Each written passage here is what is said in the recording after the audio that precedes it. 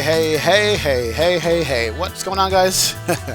Happy Monday evening, happy Monday afternoon, happy Monday night, or for some people, Tuesday morning. Spags, I'm talking about you, man. What's going on? Welcome aboard, guys. How you guys doing today?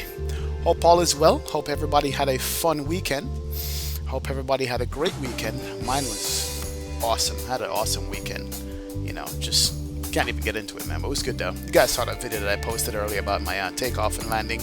That was pretty sweet, too, to be able to capture that. But welcome aboard, guys. How you guys doing, man? Good to see you guys. Thank you so much for stopping by, checking out XP's stream. Thank you for being in chat. Thank you for enjoying the stream in quiet on your big screen TV or on your iPad or your iPhone or whatever you guys watch on. I think Twitch is on some smart TVs now. I could be wrong, but whatever it is, man, you guys are watching, and welcome aboard, man. I appreciate you guys being here so much. Thank you so much for stopping by and saying hi. First person in chat today was Carney, too. He was like, yo, man, I bought all the commercial planes you have flown here since I joined, and then one that you avoid, and that one is the one I love the most. Carney, too, I see you, man. He says the Rotate MD-80 is the most perfect aircraft available and easy to fly. He said easy. He used the word easy with a Rotate MD-80. What do you guys think? Is that true or not? Am I missing the Rotate MD-80 in my lineup? Should I have it in my hangar? Do you guys want to see me fly it? Go ahead, put it in chat. Let me know if you guys want to see me crash in the MD-80 or fly it or forget it altogether. Let me know, man. But welcome aboard, Carney. How you doing, man? Infamous MZ is in the house. He says Pilotedge time. That's going to be awesome. I hope so, man. I am actually quietly nervous right now about Pilotedge. I did a mic check earlier and it was like really crystal clear and nice. Let me drink some water because my throat, because I'm nervous for Pilotedge, definitely. Ed Reed's in the house. What's going on, Ed? Welcome aboard. This is Kirk. I sent you a Discord regarding the tweaking of the yaw for the nose view steering. I saw it, Ed. Basically, he had everything turned all the way down.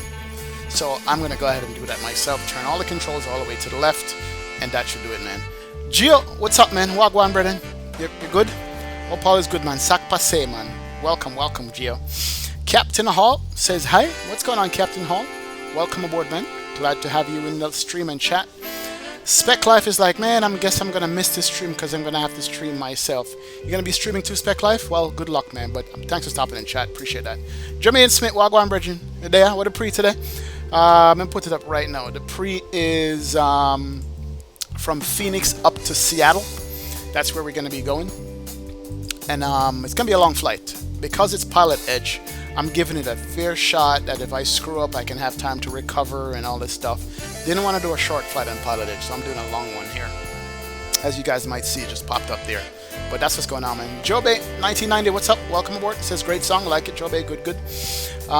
Gary says, hey, XP, out west for some more nice scenery. Oh, yeah, man. Definitely. Yep, love the view, Infamous MZ. Glad you like it, sir. Yes, definitely. It is Pilotedge time, and the views are good out here.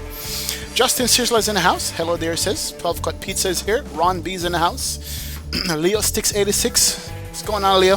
Haven't seen you stream in a minute, man. Hope everything is well. Bearded Yeti's in the house. Says, what's up, my man? What's going on, Bearded Yeti? Welcome aboard.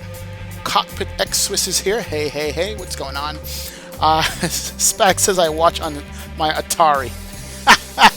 Wow. Bunch of green lines, right, Spags? Gary says it's easy. It's way easier than the SSG E190. Really, Gary? You think so with the MD-88? All right, I'll think about it. Captain Kringles is in the house. Hey. What's going on, Captain Kringles? Welcome aboard, man. How's all well? Hope all is well with you, my friend. Good to see you here. Spag says, watch YouTube videos before you decide on MD-80. There's a lot to learn. Oh, yeah, there is, man. Definitely. Yep, KSCA Seattle. We're going, semi-long haul, JR. It's about to be a 2.5 hour flight. It's probably going to be the one leg for the night. But I wanted to make sure we give it a good one on Pilotedge, so yeah, definitely. Alberta says, Wagwan, brethren. How are you, sir?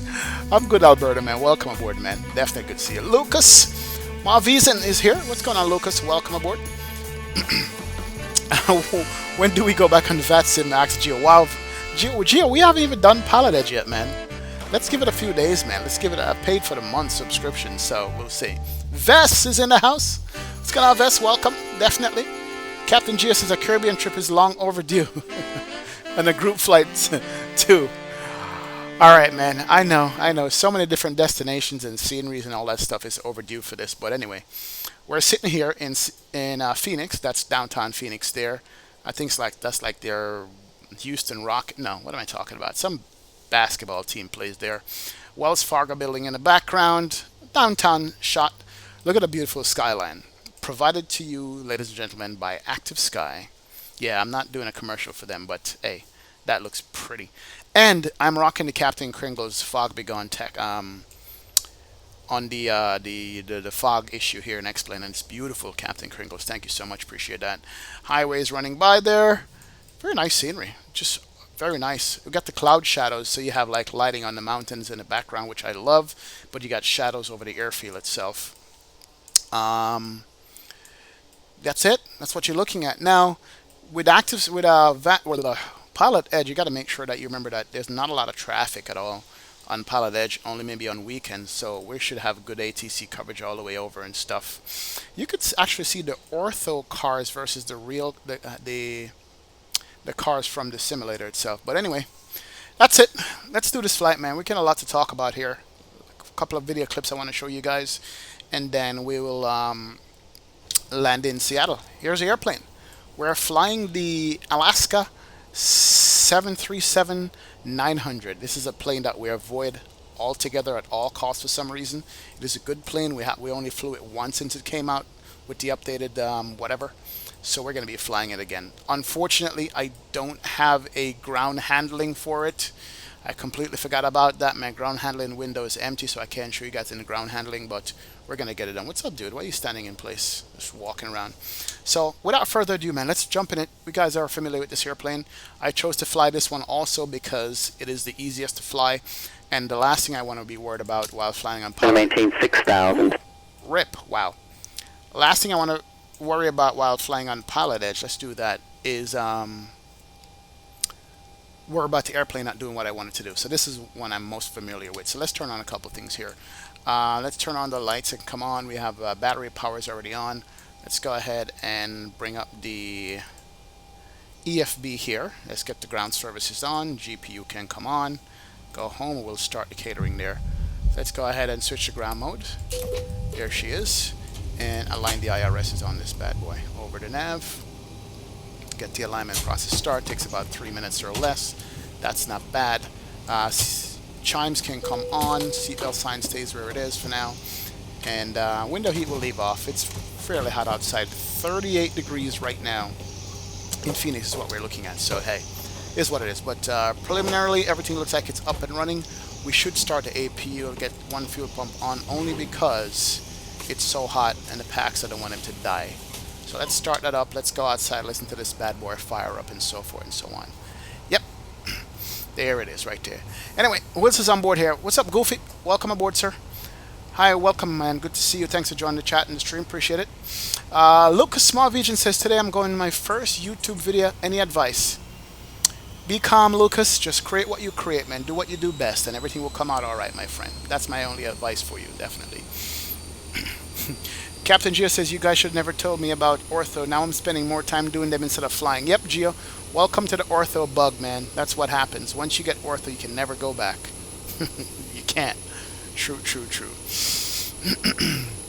Yep, Captain Hall says, at Vest, I heard you made a fresh logo. Yes, he did. And that logo is the bomb. I love it, man. Everybody I've showed it to love it.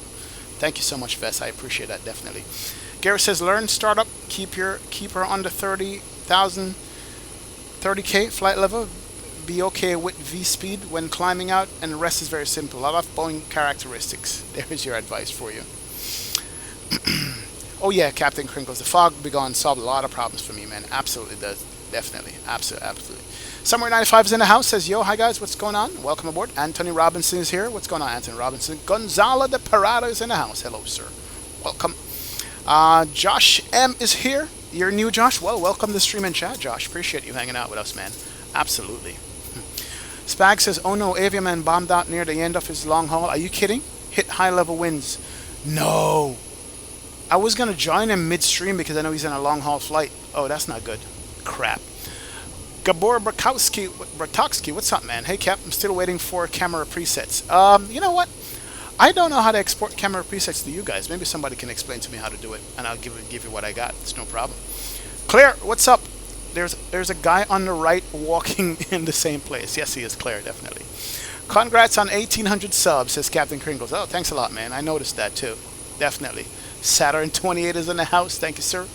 Jermaine Smith says, one thing, you seem clean. Yeah, brethren. Have to clean up the bald head, you know? Shave up. Clean every day, me wake up.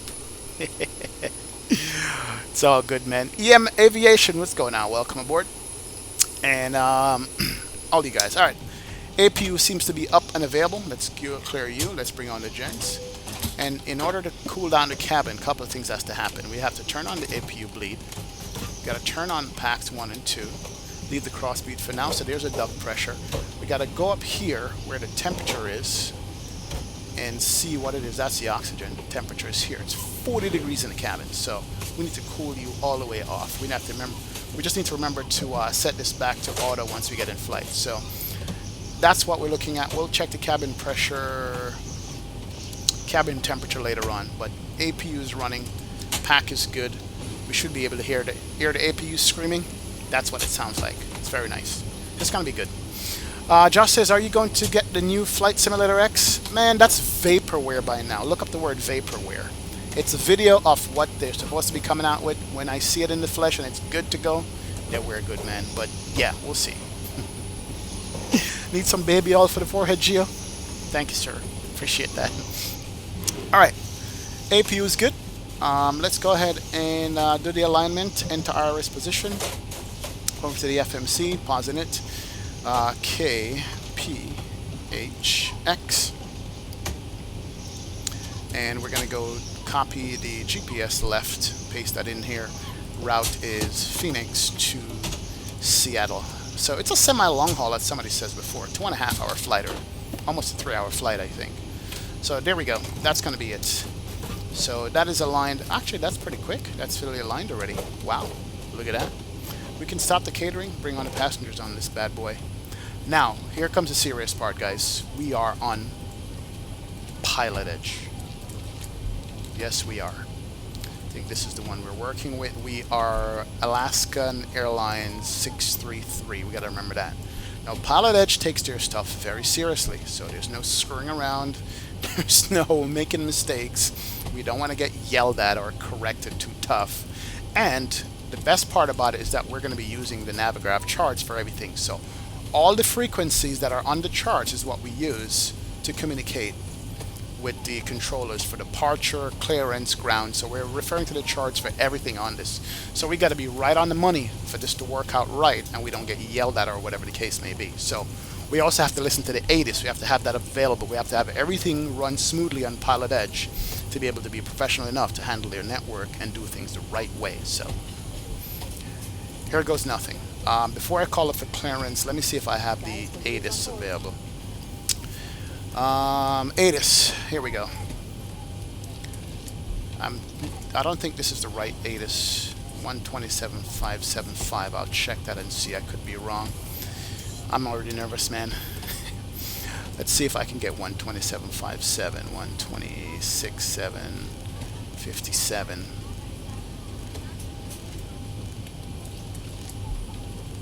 Alright, let's listen to it and see. Delivery. Advise on course heading, altitude, and if flight following is requested.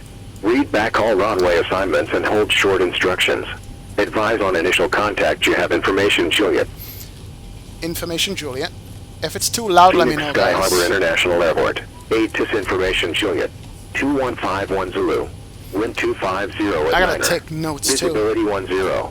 Few clouds at 10,000. Few clouds at 13,000. Few clouds at 25,000. Temperature 39er. Dew point -1. Altimeter 2972. Arriving runways 25 left. 26. Departing runways 25 right. 26. Visual approaches in use. ILS runway 25 right left and ILS runway 26 approach in use. Simultaneous approaches to parallel runways in use.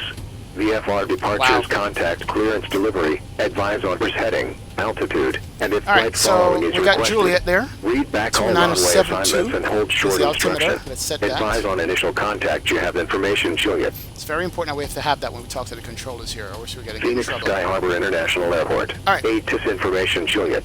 Let's go to 2151 clearance Zulu. here, Wind 181. 250 at Niner. Visibility 10. Few clouds at 10,000. Few clouds at 136. Alright, so that's ATIS off. South 2438. Too loud? Let me turn that down some more. Airport, Give me a Sumo 1 sec here. departure, Lakeview transition, then as filed. Copy, maintain 9,000. Squawk 4133. Alright, I hope that's better for you guys. I want you guys to be able to hear the ATC, but not where you can't hear it. I want you to hear the communication Southwest 2438, between cleared out us to and Las them. Vegas So via the Sumo 1 departure, Lakeview transition, then set as it filed. here Climb a to little bit 9,000 high. and squawking 4133. Alright, we'll leave it right there. Hope you guys can hear. Left Field Pro says 100%. Somewhere 95 says loud. Yes, it is, man. Wow. Southwest 2438, read back is correct. Change departure frequency. Captain Kringle says going from Astra to Classic. Correction, it'll be Yeah, 120.4. Claire, is this a Zebo? Yeah, this is the 900, 900. which is basically a Zebo. That's All right, basically we'll what do it the is. other departure frequency, 20.4 Southwest, Alright, 2438. let's make the first radio call here. We're Alaska 633. Phoenix clearance, Alaska 633. You're requesting IFR clearance to Seattle. Alaska 633, I don't have a flight plan for you. I will refile Alaska 633, thank you. Wow, see? Portajet 1399, already reporting of the in weather at trouble. Eagle. Doesn't have a flight plan for me. Here's the thing with this. Project Fly doesn't pop up the flight plan window for me to file, so I have to manually input this thing. Let me go back to my browser here and see what I put in. It says oh, you know what? Portajet 1399, I did file it, but I for the filed it RNAV, with the or wrong would you call like, sign. Right. Visual approach only Not a good start. Wow. Alright, so we're B739. You got to put in where /Lima. Our true air speed is about 300 knots. We're doing Phoenix to Seattle. Portajet 1399, 34,000 roger. feet Cleared back direct filed. Kremling VOR across Kremling Go ahead and at paste or it above here. 14,000 and cleared the LBA runway 25 approaching spec circle for runway 7. So we're going to be ASA, what did I say, Alaska 633. I think that should work. Let me go ahead and file a flight plan one more time. Alright, there we go. I wish I should show that to you guys, but it's pretty quick though. The new codec on VASM is sounding so good. Oh, really? That'd be nice, man. Leo 6 says, rip number 1 on no flight plan. Michael Washington, what's up, man? Welcome aboard, definitely. Already getting slapped around, says Gary. And Phoenix clearance, Alaska 633. I'm requesting IFR clearance to Seattle. Alaska 633, you're on request standby. If you could do me a favor, next time you file a flight plan, just remove any reference to direct. A simple space says the same thing. I gotta go clean all of those up, so give me just a moment. Roger that, we'll do. Wow, slap number 2. So basically, because I copied and pasted the routing from SimBrief, it has the directs in here. The DCT is the direct. Now, UPS 9560. now he said he's going to have to go and Tango, remove all of continue straight ahead, those. Tango, So cross runway I got to 28 remember that. left, contact ground point 8. I got to remember to remove all of the Cross to it DCTs left in that Tango SimBrief has with 800 generated for his side, flight plan. UPS So yeah, 95, it's getting 60. interesting already. Wow. Woo! Sweating's beginning to go, man. I'm telling you. Definitely. Geo says Alaska rip number 2. 633, clear to Seattle Airport. Quakey 1 departure, Grand Canyon transition, and then as filed. Climb and maintain 8,000. Departure frequency 119.2, squawk 3753. Cleared to Seattle via the Quakey 1 departure, then as filed, maintain 8,000. Departure frequency 119.2, squawk 3753. Alaska 630. For Alaska 633, your readback correct. Whew, got through that. Readback is correct, although I forgot my call sign. So let's just pop you out, bring you over here, and put you in there. It's everything that I filed that I got. The only difference is now my squawk code is 3753. Let's go ahead and pop that in here. 3753. I consider this a challenge. Let me just tell you guys this right now. This is going to be a challenge for me to do. Alright, so we got the Quakey 1. Now, he did say the runway out of here is going to be either 25 right or 26, so we can anticipate that real quick. Let me look at the airport charts here. San Francisco ground, So I want to say our airport's going to be 25 right. We're going to assume 25 right as the departure runway out of here. But we're going to do, next waypoint is going to be GTN. Alright, so from GCN, see, we've got to clear that up, man. GCN. I think I need a shot of Bundaberg rum, something like that. Direct to Winan. That's W-I-N-E-N, Winan. You two have a great evening. Winan to Eli, E-L-Y. Yeah, it's good to see you guys. Cool. And from Eli, direct to Nero, N-E-E-R-O. Let's do that. And then from Nero, direct IMB. IMB. Alright, cool beans. Alright, so that's the flight plan. It's pretty simple. No problem. Activate that. Execute. That's good. Let's go over to the departure page here. We're going to be assuming 25, what did I say, 25 right or 25 left. The ATIS call for departure was 25 right. Let's assume 25 right via the Quakey 1. This is what we filed. Quakey 1, where are you? Oh, come on, don't mess around. There we go, Quakey 1, right there. Via GCN, cool beans, execute that, that's good. And the arrival for now is set to be the change 3 on 16 left. That might change. Via IMB, 16 left, ILS, cool beans. I haven't put in any transition. I should probably look at that, because normally if you don't put in a transition, Pilotedge will yell at you. So here's what we got to do. We got to come back here. See, there's way more preparation needed on this. Let's pull up KSEA. I just want to see what the transitions are going to be here. So these are all things that you got to take into consideration when you set it up. Ed Reed says, XP relax, bro. He wears his pants the same as you do. I could think of nothing more that I would like. I hear you, man. Appreciate that, Ed. Thank you. All right, 16 left. Let's see which transition we're going to be using. We're coming from the south. So we have Griffey, Kenmo, Pay. So there's a Payne transition. No, PAE. Which one would you use? You know what? These are all coming from the north. I'm not going to use any of these transition. We could use the Kenmo transition. Let's do that. The AT seems awfully high. There you go. Execute that. That's good. All right, fine. Let me get back to Phoenix here. All right, we could stow you. There, that sounds better. Thanks. The routing is done. Let's come down here and just run through the plan real quick. Make sure that whatever we put in is going to be good. Go back to the legs page, page number 1. We're taking off to the west and head north. So we're stepping up, right turn, heading north all the way up to Seattle. And downwind to Kenmo and come back. Actually, you know what? I should not have put in a transition, but it's fine. They're probably going to give me vectors anyway. So, all right. That's good. That looks good. Let me get some light in the panel here. Light in the cockpit. That's cool. Pop you up. Good deal. All right. We just got to do weight and fuel and make some announcements to these passengers, welcoming them on board. This is Captain speaking. We're just final preparation here for departure from the gate. Captain Kringle says Pilotedge is taking no hostages. Yeah, man, it's true. Isn't me or is ATC still really loud? It's still loud? Okay, no problem. I'll turn it down a little bit. Thanks for your patience. Yeah. Garrett says, hell with this service. I'm nervous for you, bro. Friendly bets. Number of rips this flight. Oh my god. I can't. Oh god. Leo 6 call 11. Jesus, man. Mick Sash, what's going on? Welcome aboard. Finally caught a live video. I've always watched after the fact at work. What's going on, man? Excited to watch live. Thanks a lot, Mick Sash. Welcome aboard, man. Oh boy. Raleigh Flyer YT's in the house says hello. How many FPS do you have? Right now about 35, man. 35 or 40 or something like that. I don't know. We'll see. Leo 6 says, sheesh, I thought I had trouble on VATSIM learning. These guys are tough with it. Oh yeah, they do come with it, man. Definitely. Alright.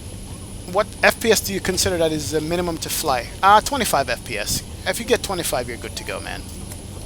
What ZL is this one on the ortho? Let's see. Around the airport, I think I have 18. It's like 18 right there.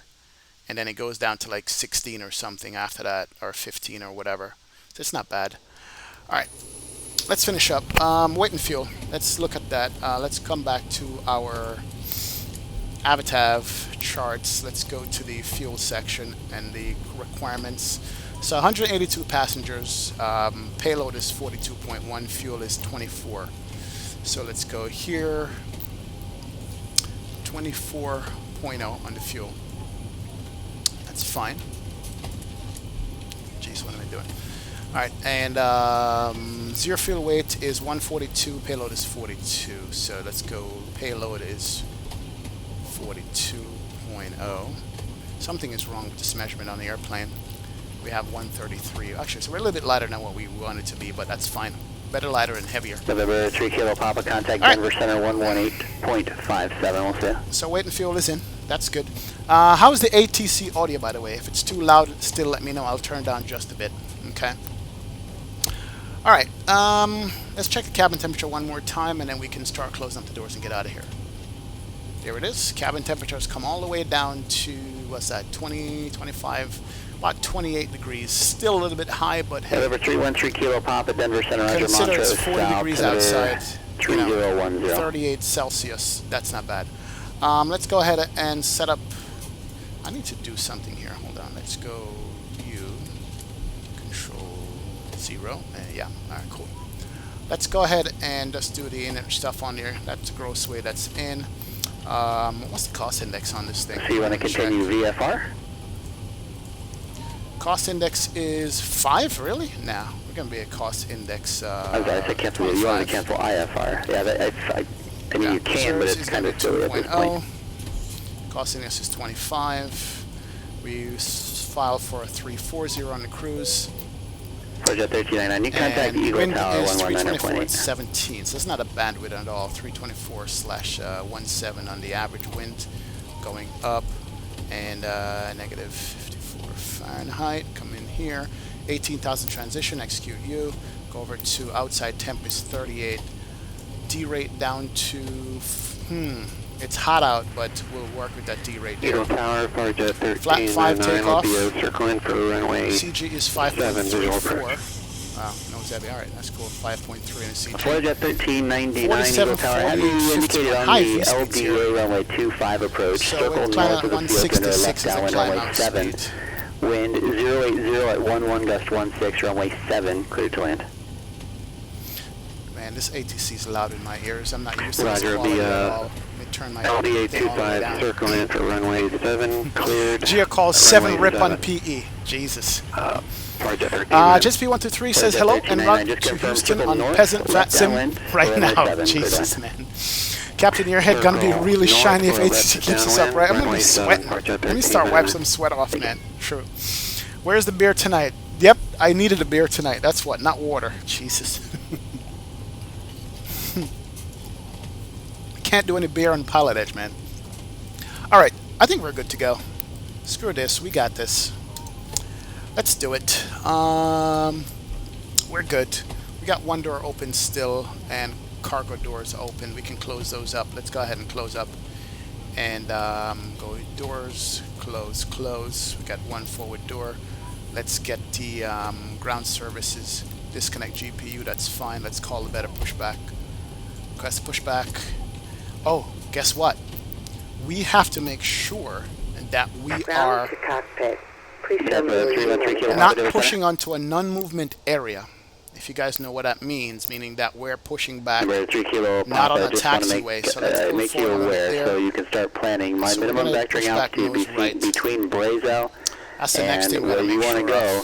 is up to 14,000. Toes coming. Let's So we're close going up to the be last unable door to keep here. you at 14,000 Last door is between close. Brazo and the Taos VOR. So we're going to need to find a different way for you to And get if there, that's the case, or you fuel just pumps have can't to come on. announce your intentions. Let's turn on the fasten seatbelt sign here.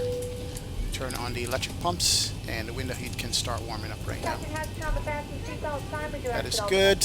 Lead is fine. Let's turn on the cross bleed. That's okay. Let's remember that squawk code Charlie 3753 has to come on, and then we have information Juliet. That's what we got to tell them whenever they ask us for whatever. All right, so that's good. That's good. Let's go ahead and turn on the anti-collision. That's Okay, all doors and hatches are closed. Ready to connect. And we should be arming the doors for departure and cross-check here. Raleigh Fly says, when you fly high, Prepare for departure, cross check and all. when you fly high, do you see brown blurred textures on the horizon? No, Raleigh Flyer, I don't. But I have my system turned up a bit so you don't see that at all. That's why you get that.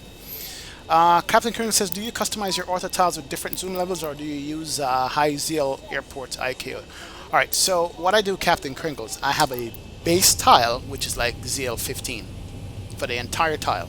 Then around the airport, I do customize the zoom levels around that. That's what I do.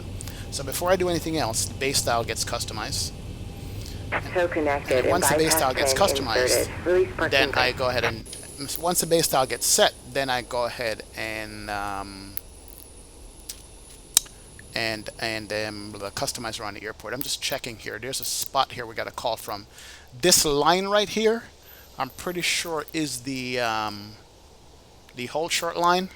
We got to pull up to this spot right here, make sure we don't cross it, and call for the taxi.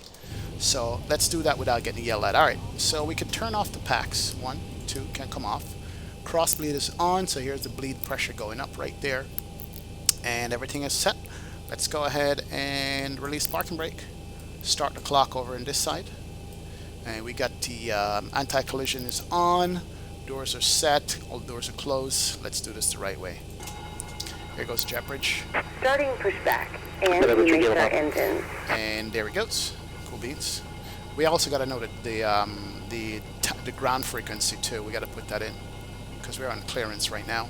But before we do that, let's go ahead and start up engine number 2. We got oil pressure, let's got just start get valve you that open, clearance now, and then if we need to work out, if you want to cancel that Brazo to go VFR, that's completely fine. Are you okay with that?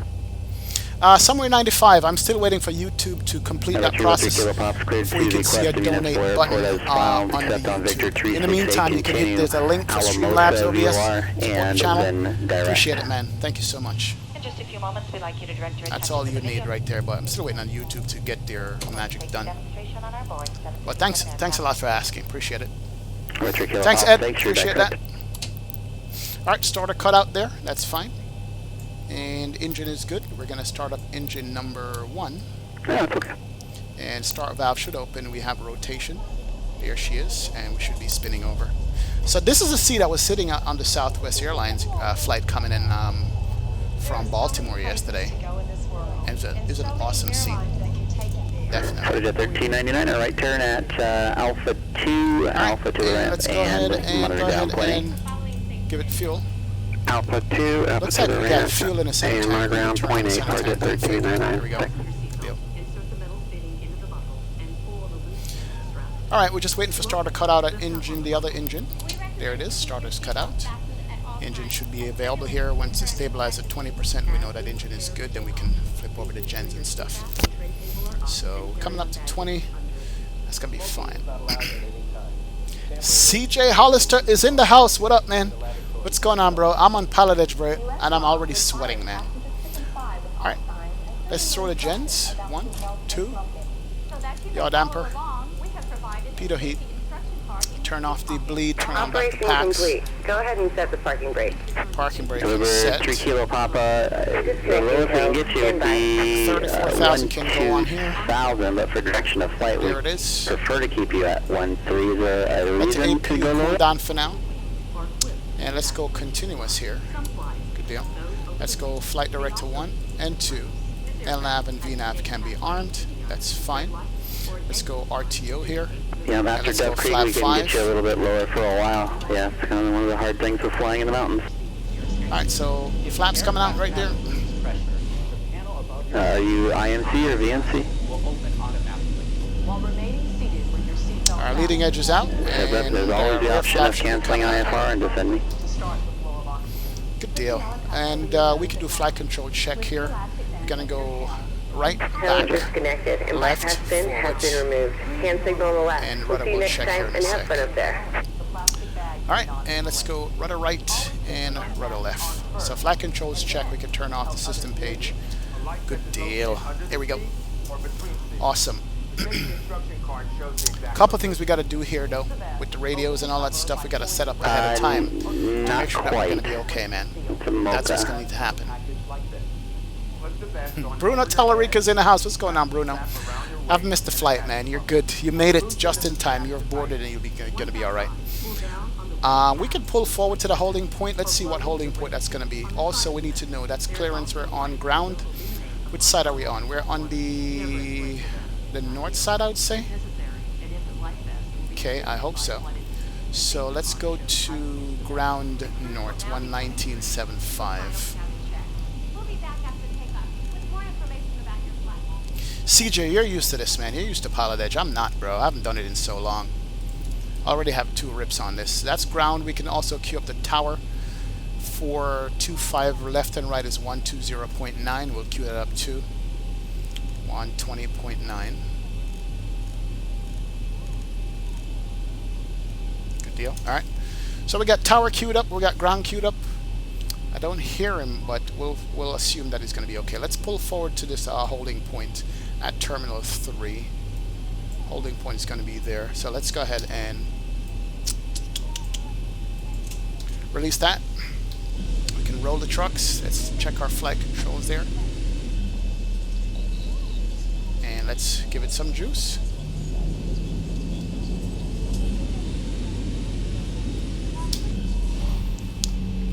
And that should do it right there. Alright, I think we're good to go. We did a recall check. Yeah, that's fine. Airplane's ready to go. We're on the south ramp. Okay. See? Thanks, CJ. Appreciate it. So south ramp is what? 132.55. 132.55. Let's go here. 132.55. Alright, good deal. And we have information, Juliet. And we are, what are we again? We are Alaska 633.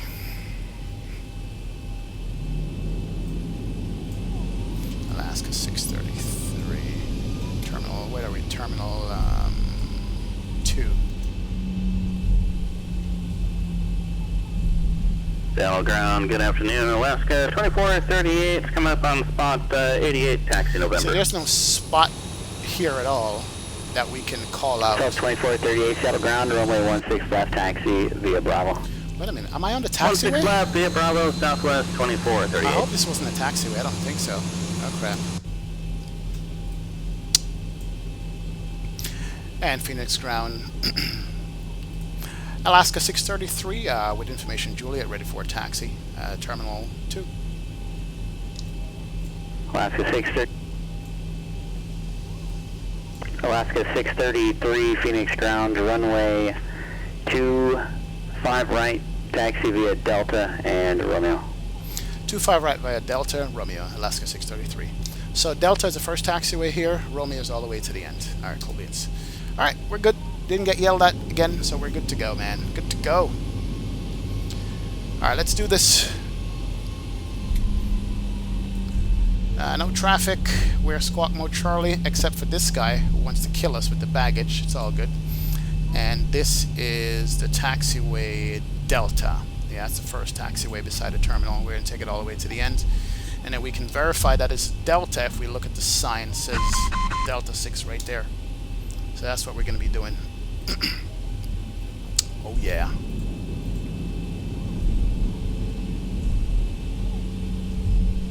And Relapse, what's going on, man? Welcome aboard. Thank you so much for subscribing to the channel, sir.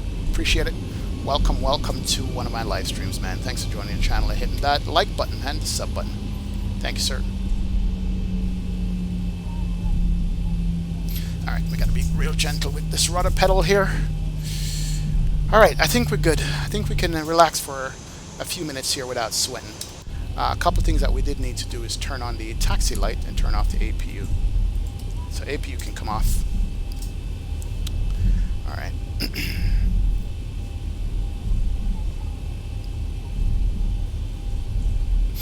Captain Cruz says, imagine Pilotedge on Charles de Gaulle. Taxiing on that airport is a huge mess. Oh yeah. If HD Sim was here and he was talking to Keith Smith from Pilotedge and he was asking Keith, hey, you know, when are we going to get Pilotedge covered in Europe and maybe East Coast US and stuff? It's just a lot of undertaking for them to do. So it's not going to be anytime in the future, really and truly. It's just not going to be. Wish it would be, but it's not. Would be nice though. Would be nice. Am I taxiing the right way? Yeah, I'm going the right way. Just want to make sure. I think the Southwest gates are up here. Yep, Southwest airline. So the Southwest, we're taxiing towards the Southwest gates, which is right at the end of the runway right there. That is good, good, good. All right, not bad. Really nice airport. This is a freeway airport by Mr. X. It's well worth it, as all his airports are.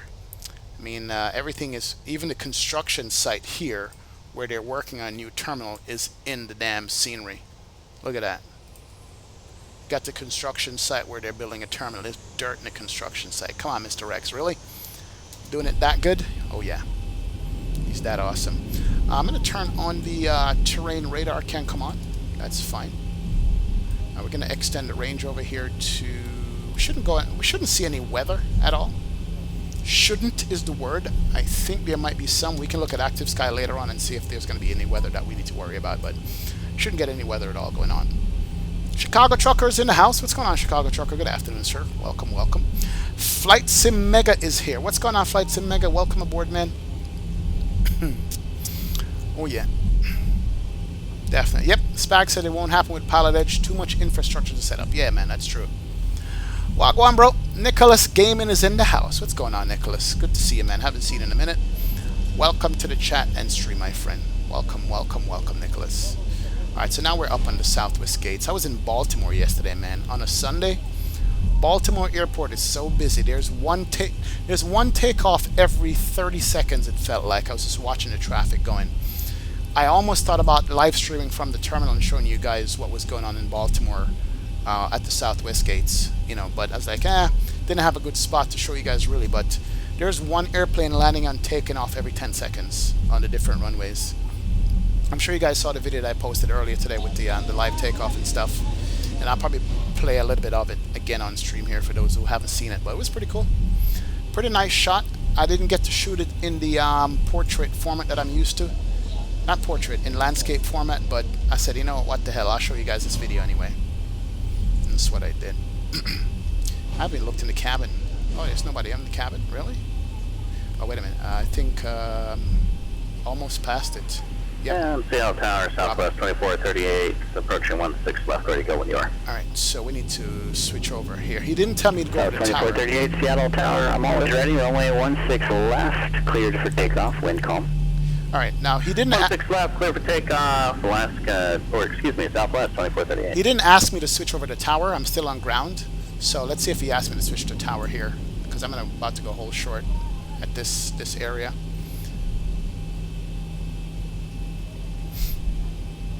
I don't know if I should switch on my own or I should ask him. And what are we again? 633. And Alaska 633, holding short on Romeo.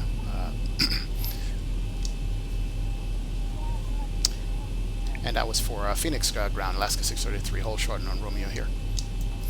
Alaska 633, no need to hold short on Romeo. It's runway 25 right, taxi via Delta and Romeo. Alright, heading up to the hold short line here at Romeo for Alaska 633, thank you. There we go, yeah. RIP, mistake number 3. There we go. This is where I meant to hold, but hey, it is what it is. Alright, let's get these people sit down. Let's do that. Can come on. Turn on you. Flight attendants, please be seated for departure. Strobe and steady can't come on, that's good. Auto throttle can't come on, we're going to hold short here. We'll see if he switches me over to tower. Okay, the cabin is secured. Have a good flight. And we're going to hold short again. There you go. Let's hold short right there. See what he says. Let's see if he gives me instructions.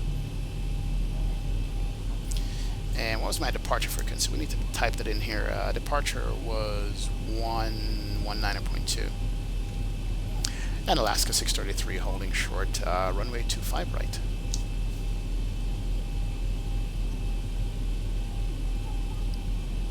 I'm going to get yelled at. Alaska 633, you're still with ground. When you're short of a runway ready for departure, you just change over to tower and let tower controller ready and let him know that you're ready. Roger, thank you very much. We'll go over to the tower. Alright, 120.9, that's the tower, and we'll type in the frequency here, which is 119.2.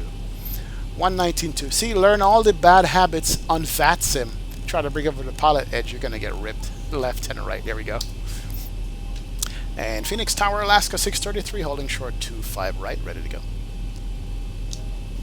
Alaska 633, Phoenix Tower, good afternoon. Wind 250 at 9er, runway 25 right, cleared for takeoff. Runway 25 right, clear for takeoff, Alaska 633. Alright, here we go. We got that done. Let's do this. Alright, auto throttle is on. A couple of things that we need to check. So 2438, contact departure. Leo is counting, man. He's No going departure, rip number 4. Alright, takeoff checklist. Config set, flap set, stab trim set, takeoff briefing reviewed, cabin is secured, MCP set, TARA, landing lights are on. All the lights are on. We got a clearance to take off. We got no traffic. We're good to go. We're going to fly this SID, because it's climbed via the SID. You know what we didn't do? Holy crap, we didn't bring up the SID. Do we need to at this point? We should have the SID up here.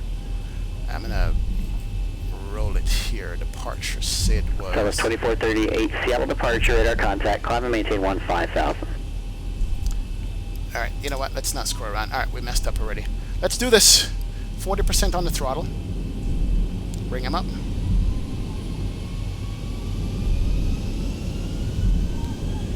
And 1 speed. Let's take off. Clock's running. So we'll hand fly it as much as possible.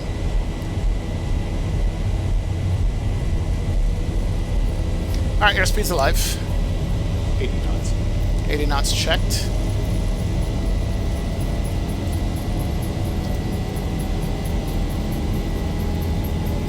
Keep it on the center line, my friend. Keep it there. There you go. Coming up on V1. V1 rotate. That's almost the damn runway right there.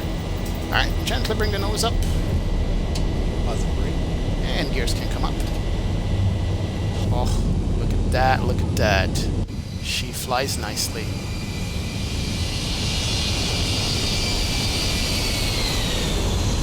Alaska 633, contact departure.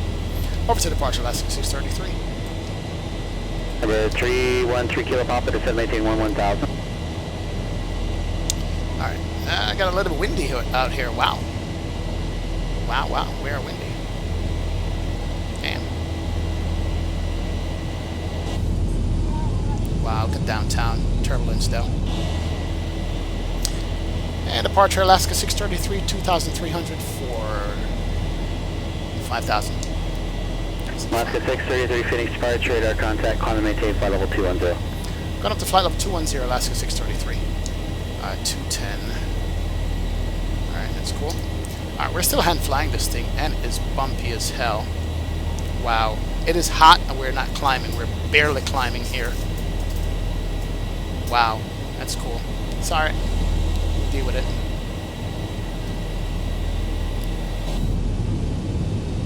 Man, we are barely climbing out here. Alright. We'll keep that 10 degrees. Speed's coming up. She's almost unstable. Let me put some climb power in this here. And let's go flap 2 and then go flap 1. That will help us speed up here. Wow, it is bumpy. Holy shmikey. Look at that. She's all over the place. And we're barely climbing. We're like very heavy right now. We're going to come up to flap and traction speed here, then we're going to make the right turn and head back the other direction. Alright, so let's go to flap 1. That's fine. Yeah, I'm still hand flying it, by the way. I just want to see how this thing feels. South 2438, contact Seattle Center 126.6. Alright, that's flap 1 there. 26.6, And we should be making the right turn now. Let's go ahead and make the right. Let's get the nose down a tad so we can speed up and go flap up completely. Alright, that's fine. Wow, look at that, look at that, look at that. So beautiful. Wow. So nice. Those engines sound so good. Alright, angle flap up completely, that's fine. So speed's good, flaps coming up, and we are making the right here, following the flight director. Love these turns. These turns are so nice. Alright, she's stable now, feels better to fly in the hand. Still hand flying it up to, what do we get cleared up to? 21,000, that's fine. Let's watch you. Alright, coming up on 6,000, that's good.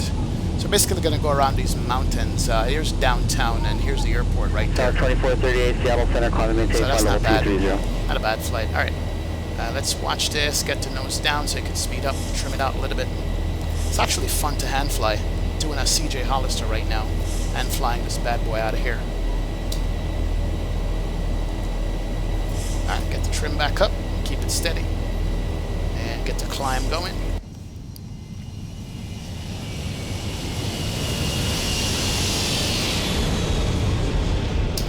There she goes. Now she's really steady, which is cool. And here's our little downtown area there. Oh yeah, we took off from this runway, made a left, come around the city, and we're heading north now. Alright, let's get the nose down a tad. That will get our speed up. Alright, coming up on 9,000. I'll turn it over to the autopilot here shortly so we can spam some outside views for you guys. But so far, so good. We got it off the ground in one piece. Coming up to oxygen waypoint, 8,700, and we're speeding up, and then we're going to start climbing again. There we go. And here goes the climb right now as we trim this out manually. Alright, cool. Good deal. Alright. The faster she gets, the more stable she is. Definitely is more stable. Wow. It's just so beautiful outside. Alright, let's get the nose back down so we can get some speed in this thing. Alright, 10,000. Let's go ahead and turn over to the autopilot. Don't nose dive, just speed up. That's all you gotta do. Alright, there we go. And she is on her own. Autopilot is on. We can do a couple things. Turn off the gears. You can go to off. Turn off these lights here. That's fine. Let's make sure that we have pressurization. Cabin is pressurizing. Altitude is in. Packs are on. Bleed pressure is good. That's fine. And here's our turnaround in mountains. Wow, this is a racetrack? It's nice. What kind of racetrack is that? Wow, look how beautiful that is. Absolutely gorgeous weather out here, guys. Definitely gorgeous weather, man. Oh yeah, this is good. Good, good, good. Love it. Alright, so yeah, we're good. We're flying. Where's our airport? Airport is where? Oh, back there somewhere. Back over here, yeah. Here's downtown. The airport is here somewhere. Look at the different shadows over the landscape. Ain't that sweet? Ladies and gentlemen, the seatbelt sign will be switched off shortly. However, for all safety, we recommend that you keep your seatbelt loosely fastened in case of any unexpected turbulence. We have an excellent team on board today, and we are all happy to offer you any assistance you may require throughout the flight. Our in-flight entertainment has begun. Alright, let's turn off these lights. Nosewheel light can come off. Thank you, CJ. Appreciate that. All the lights are off there. Auto flight. Yaw damper is on. Recall check. That's fine. And we're clear to 210 as a flight level. Wow, it's beautiful. Beauty. She is sweet. I love flying out west, man. Flying out west is just so nice. And we are on our way. Oh, yeah. There's people who live out here, man, in these temperatures. Look at that. Arizona. All these neighborhoods out here. All these homes and crap. South 2438, contact Seattle Center 125. Now, I just need to remember to listen for my call sign. And once we get our call sign, then, you know, we're good to go here. Diego Titan Santos, what's going on, sir? Welcome aboard. Have you seen a new engine sound for the default 7.3? Beauty? Better than a Zebo? I 633, contact Albuquerque Center 134.32. We'll see ya. 3432, Alaska 633. 3432. Number 120 Juliet Alpha, Albuquerque Center, good afternoon. 32, come on, here we go. MCL Center, Southwest 2438 with you through 21.5 for 230. So the 2438 Seattle Center, climb and maintain, flight level 230, correction, climb and maintain, flight level I love the audio 350, codec good now afternoon. on Climb maintain 350, Southwest 2438. on Pilotedge. It sounds so good. Seattle Center, Alaska, 633, 1784, flight level 210. Alaska 633, Albuquerque Center, climb and maintain, flight level 340. Up to flight level 340, Alaska 633. Alright, we got final clearance to our cruise. That's good. We can breathe a sigh of relief. We can go to standard mode over here. That's fine. 18,000. Let's go standard over here also. That's good. And I think we're good to go. A couple of takeoff checklists. After takeoff checklist, air conditioning set, engine starters door, auto. Landing gear up and off, auto brake off, flaps up, no lights, altimeter set. Good deal. Here's a recall one more time. We are good to go, guys. We are good to go. Oh, climbing out. Yeah, somebody asked about, who was it? Just said that we saw the new sounds for the Zebo from for the default plane. Yeah, they demoed the new sounds at Flight Sim Expo, but I'll tell you what though.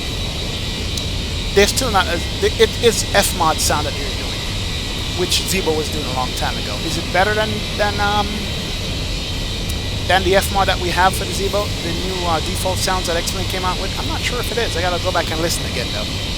I would have to do that definitely. CJ said slow ass climb. Oh yeah, CJ. I thought the thing was a dog climbing out of here. Jesus, it wouldn't climb at all. If we were flying the 700. We would have been at cruise altitude already if we were flying the 700. But we're not.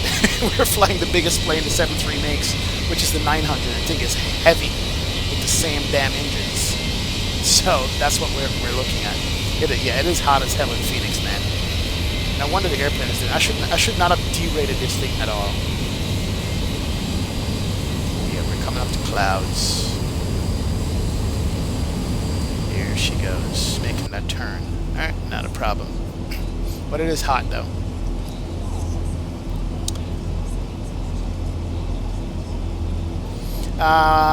Let me just double check my lights. Rip.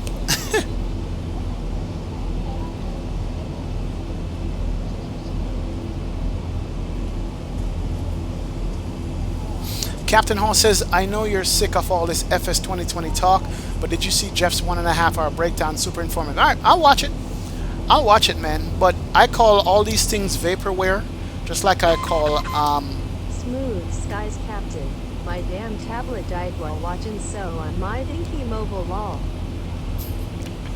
Somewhere 95 coming in with the 5 bomb. Thank you, Somewhere 95. Appreciate it, man. Appreciate taking the time out to watch the stream, participate, and drop that dono on us, man. Appreciate the $5. It says Smooth Skies. My damn tablet died while watching you, so you're on your dinky mobile phone. Jesus, man. Sorry about that. I hope you can see it. I hope the fonts are not too small for you, my friend. But thank you very much for supporting the channel. Appreciate your donation. Absolutely do. Definitely. Yeah, Captain Hall, I was saying, I call anything that comes out like that vaporware until I can see it in person and it works the way it looks. Then we can talk about it. But I'll definitely check out Jeff's hour-and-a-half breakdown of it. Definitely will when I get a chance. Captain Kirill says, man, the US is so nice with clouds. Europe is all cloudy these days. Yeah, I love flying in Europe, but whenever you guys have clouds, man, it's like almost those clouds just stay forever. So the 2038 contact Seattle Center 135.15. She just says, plays your track on stream today at Captain Hall. Nice. Abdullah Salam is in the house. What's going on, sir? Welcome from Kuwait, my friend. Good to see you, man. Thanks for stopping by. Appreciate it. Alberto says, I love way better, more realistic clouds. Yeah, absolutely. Look at the clouds move in this shot right here. You're just flying past these clouds. This is what I like. Good afternoon. They're just hanging out. 2438, cool. Passing through 29.3 for 350. Smooth so far. Elba Pin 65 is in the house. Hello, hello, hello from France, my friend. It's 1 a.m. in France, man.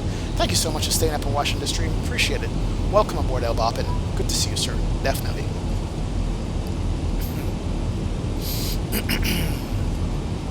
First officer Phil says AXP gonna release a new video on our Air Berlin 738 landing in Dusseldorf. Gonna edit later this week. Yeah, man, looking forward to First Officer Phil.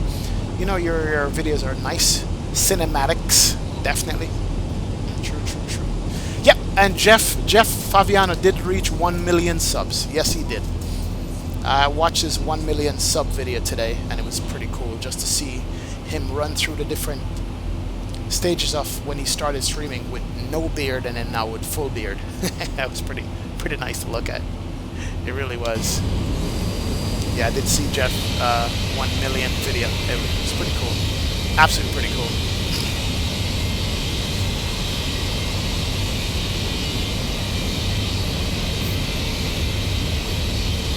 Eno is in the house. What's going on, Eno? Welcome aboard, man. You've been sick for 4 days already? Damn, bro. Wow, man, you need some rum, man. Rum fixes everything. They didn't tell you? Whether it's Australian rum, Jamaican rum, Haitian rum, rum fixes everything. V4M Ghost is in the house. Welcome aboard, V4M Ghost. Good to see you, my friend. Thank you for joining the stream. Appreciate you stopping by. Absolutely.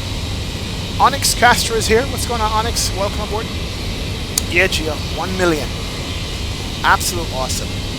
1 million sub. That's impressive, and he's been doing it a while now, definitely. No new A321 yet, my friend. I'm waiting for that to come out. Center, Station 0J Alpha, in and out of the light layer at flight level 360, negative ice. Alright, we got 4,000 feet to go to top of climb. November Juliet Alpha. We have a slow-ass climb in this thing. November Juliet Alpha. Breaking over the clouds here. We'll check out active sky for the weather real quick and see what we're looking at as far as clouds and stuff. Sorry. If we bring up active sky, where are you? Right here. Let's bring up active sky. Well, let's do a little weather preview. As far as clouds are concerned, not much. We have a little bit of weather, of course, going into the top of the center in Seattle. Seattle weather's always crap anyway. We have some clouds along the route here for maybe the first half of the flight.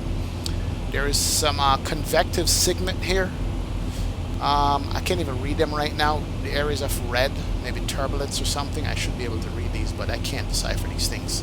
But here we are, right down here in Phoenix, and we're going to go all the way up to Seattle on this long-ass flight that we're doing today. But a little bit of clouds on the way up, but not much. So we should be okay to be able to see the ortho scenery that we have going up, which is what we love to look at when we're flying. Let's see, increase the range to 40 on that. We're already there. Let's do 80 on that here. Let's also bring the terrain radar over here too. Put it on both sides. Sweet deal. Oh yeah, we're good. So pretty. Love these little rivers in the mountains, man. Just, Geo, you're right, man. Once you go ortho and you have the stuff, you can't go back. CJ says rum is the feel better juice. Oh, you're telling me, man? Rum fixes everything. Somewhere 95 says used to drink wood rum. Man, that stuff is crazy. Wow. Oh, Woods rum. Where's that from?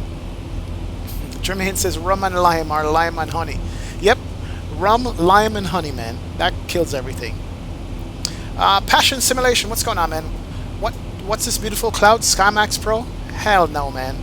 This is Active Sky, my friend, with the shader from X-Vision, but this is Active Sky primarily with these clouds you're looking at right there. I have SkyMax Pro, used it once, never looked back.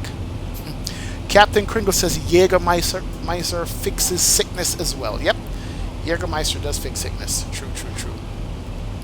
Captain Longhaul is in the house. What's going on, man? How do you get your weather radar to work? Mine doesn't work, show anything even with weather. Now, Captain Longhaul, weather radar, make sure it's not cloud radar, it's a weather radar. So you have to have storms. So when you have storms, that's when it will pop in and show you. However, make sure you have downloaded the the terrain radar plugin. Well, actually no, that's terrain radar. The weather radar should just work. But you have to have bad weather though, not just clouds. You know, there's no clouds. Clouds doesn't show up on the weather radar. It's got to be in the red when you look at the area coverage with X-Plane. So the airplane should come with a working weather radar already. I do have the terrain radar popped in. You need to install it also. You know, so check that again one more time and see what you got, man. Definitely. Yeah, rum with lemon and a little honey is good, man. Good for any cold, for real. True, true, true. Captain Gio says XPM doing KPNS to KDOB. Man, I gotta tell you this, bro. It helps with my FPS and zoom level 16 and 17 around the airport. I'm loving this. Oh yeah, definitely is. Aircraft Legends plane. What's going on, sir? What is my favorite airplane? You know, it's funny enough. It's the Zebos. The 737, the 738, and 739 I rarely fly, but the 73s from Zebos. I like them because they're easy to fly. I know them in and out. They're easy to handle. They handle well. It's the most complete airplane in the simulator. I mean, followed closely by the flight factor and the TOLUS A319 and 320. You know what I mean? But the 737, 800, 700, 900 is my favorite plane to fly. I fly it all the damn time. So, you know, that's probably what it is. CJ says, hell nah. 438, just want to do a quick comm check. Loud and clear, 5x5. Thank you. Loud and clear for me as well. Tequila lemon with honey helps too, says Alberta. There you go. Anything with tequila, man. That will get you going, true. Are you using the Vest X? Oh no, JCP123, I forgot. Vest did drop me his preset. I forgot to put it in, Vest. I'll have it in by Wednesday, Vest. I'll have your preset in. I know you sent it to me on Discord here. But I'm going to pop it in and see. This is my own preset, which is basically X-Vision dialed all the way back. Not X-Vision. Vivid dialed all the way back. So that's what you're looking at here. True, true, true. Is the A319 okay, says Sam Olsen? Absolutely, A319 is awesome. The TOLUS? It's good shit, man. Good airplane. Absolutely, definitely is.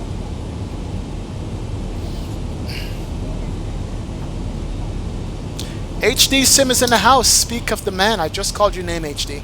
Alaska 673, contact Los Angeles Center 124.62. I just called your name, my friend. Welcome, welcome, HD. Good to see you, sir. Thank you for joining the stream, man. We're doing a semi-long haul in the 900 series Alaska 63, aircraft. contact Los Angeles Center 124.62. Over to 124.62, Alaska 633. Is that 2462, he said? I hope so. I have to remember to listen out for the radio calls here, guys. If you hear me miss a radio call, let me know. And good afternoon, LA Center, Alaska 633, flight level 340. Alaska 633, LA Center, good afternoon. Oh, awesome. Loving this radio codec, man. It sounds so good. Yes, it does. True, true, true, true, true. Captain Longhaul says, how much harder is Pilotedge from VATSIM? Put it this way, I'm an expert on VATSIM. On Pilotedge, I'm a noob, man. There's so much more to it on Pilotedge because you're using everything on the charts, number one. You're looking at all the frequencies that are on the charts that you got to know. You can't miss a radio call. You can't screw up the departure. You can't screw up anything. They will correct you, which they should because you're learning. Pilotedge is a learning network, so they're not going to let you get away with what you can get away with on VATSIM.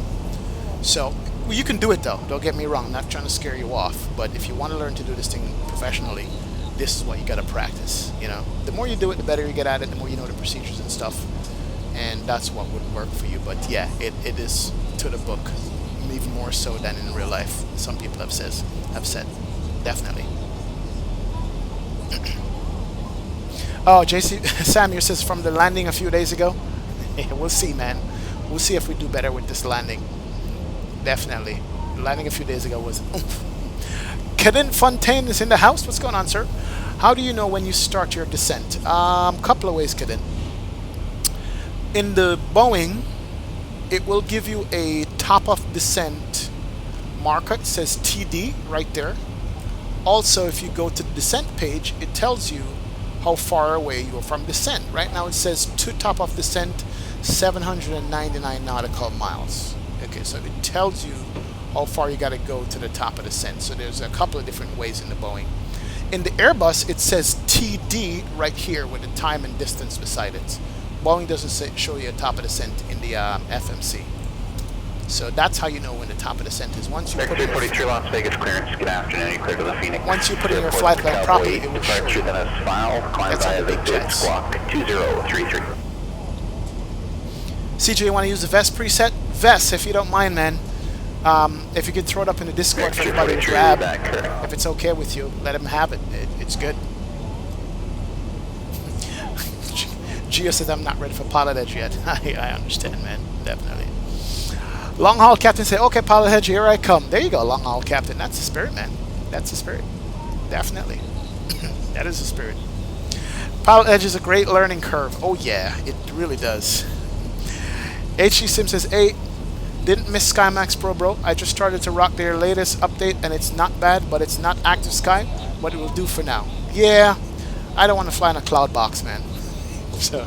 268, Roger, you can taxi the ramp by Alpha. Remain this frequency. As CJ says, real-world procedures, no shortcuts when it comes to Pilotedge and how they run their operations. So you got to make sure that you are on point with your game and be prepared to get some constructive criticism while flying, and don't take it the wrong way, as long as the controller is decent about it and not an ass about it, which has happened in the past, but Keith swears that he's going to clean that up, so, you know, we'll work with that, definitely. Absolutely will, but, yeah, it's good, though. I mean, you know, put it this way, if your simming gets boring, and you're tired of flying from point A to point B, and you're like, okay, I'm bored, jump on Pilotedge. It will wake you up. It will absolutely wake you up to be like, okay, I'm not bored anymore. I'm actually, you know, overwhelmed. So if you feel like your simming has gotten boring, just jump on Pilotedge. That's all I got to tell you. And then report back and see what happens. JCP123 says, CJ, if you're in Captain Canada's Discord, is there? Okay, cool. Nice. Gia says we all should fly on PE and learn together. We will learn from each other's mistakes. True. That is true, man. We definitely would learn from each other's mistakes on PE. You know, but it is a good tool to learn. Absolutely it is. Carney2 says the rotate MD-80 when set up correct does it all on its own. Starts descent, manage speeds, even serves peanuts. Click ILS and it almost auto lands. Jesus, Carney. Trying to convince me, huh? Okay, Elbapina65 says, get to sleep. I'm working this morning, so have a good flight. France, great, everyone. Bordeaux, better wines in the world. Elbapino65, thank you so much for joining the stream. I appreciate you joining from France. I know it's late by you. Get some rest, my friends, and I will see you again. Check out the landing on the replay, okay? Thanks for stopping by. Appreciate it. November 442, see your Alpha Jelly, runway 20 right at Kilo. Taxi by Delta, Bravo, Kilo, cross runway 2 God, that left sounds Delta. disgusting. Ugh.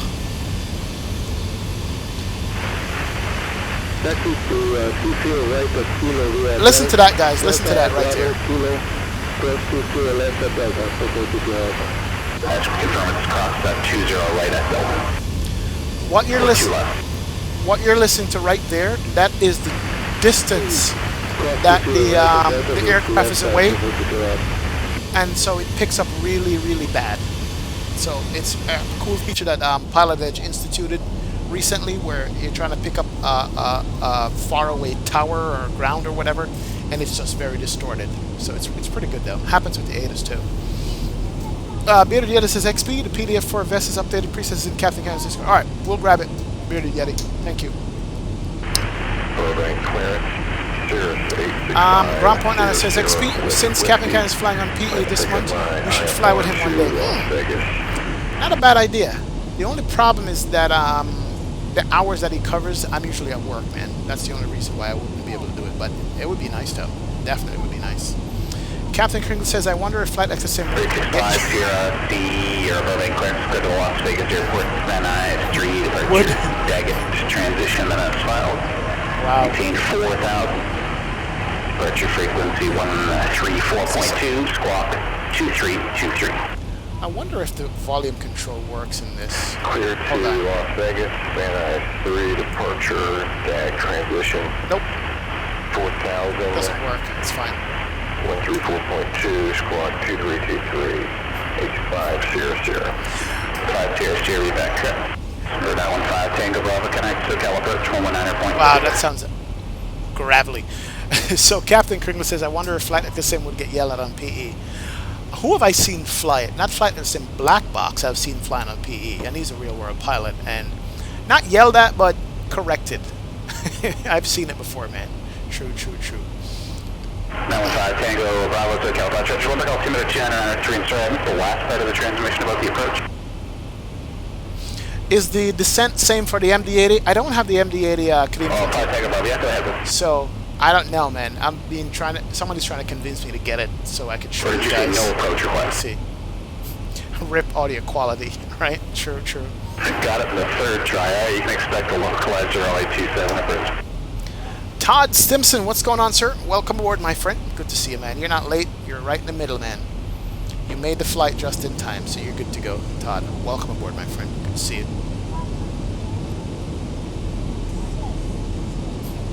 You can also calculate the top of descent with your flight level. It's 3 times your descent rate. So 34,000 feet times 3 equals 102 miles out. So 102 miles out, 3-degree descent path should make it. But we want computers to do it for us. Yes, we do, man. Oh yeah, Captain Kringles. I think what's his name got yelled at? Not yelled at, but corrected. Yeah, he really and truly did. Definitely. Wow. Are we going over the Grand Canyon? No, that's not the Grand Canyon, but it looks like the Grand Canyon. Hold on. I think we're over the Grand Canyon. Woo! Spags, does this bring back memories of the group flight in the Grand Canyon? But yeah, I think Vegas is coming up here somewhere. I think we're flying just south or north of Vegas. Let's see, no. We're flying west of Vegas, I think. Vegas is going to be off to a right around here, but yeah, that looks like the Grand Canyon to me. We're flying over the Grand Canyon right now. Ladies and gentlemen, from the flight deck, your captain speaking. Just want to let you guys know if you're sitting on the left side of the airplane, you should be able to see the Grand Canyon in all its glory and spectacular beauty. Welcome aboard Alaska Airlines. We should be on time arriving into Alaska. Weather is always crappy here anyway, but welcome aboard. Nice. Yeah, that should be the Grand Canyon, I think. Should. Could be wrong, though. We're looking at it. Silver ground 08500, are you taxi Millionaire with me? EM Aviation says XP. God, that sounds creepy. EM Aviation says XP, I was banned from VATSIM for having an invalid name. Any help you can give me how to deal with this? VATSIM has not emailed me back. Invalid name.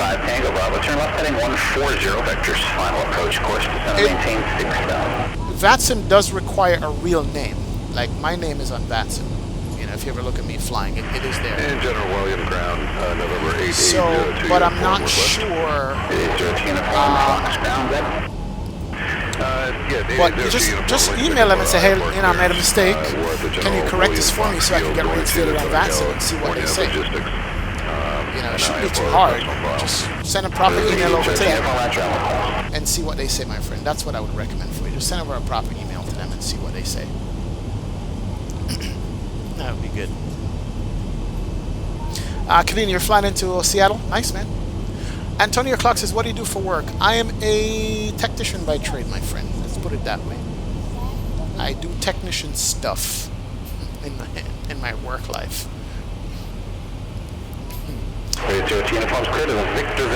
Elroy Charlie says, I love that audio quality. I wish everyone sounded like that. Bring back a lot of memories. Really, Elroy? You used to work in the airlines, Elroy?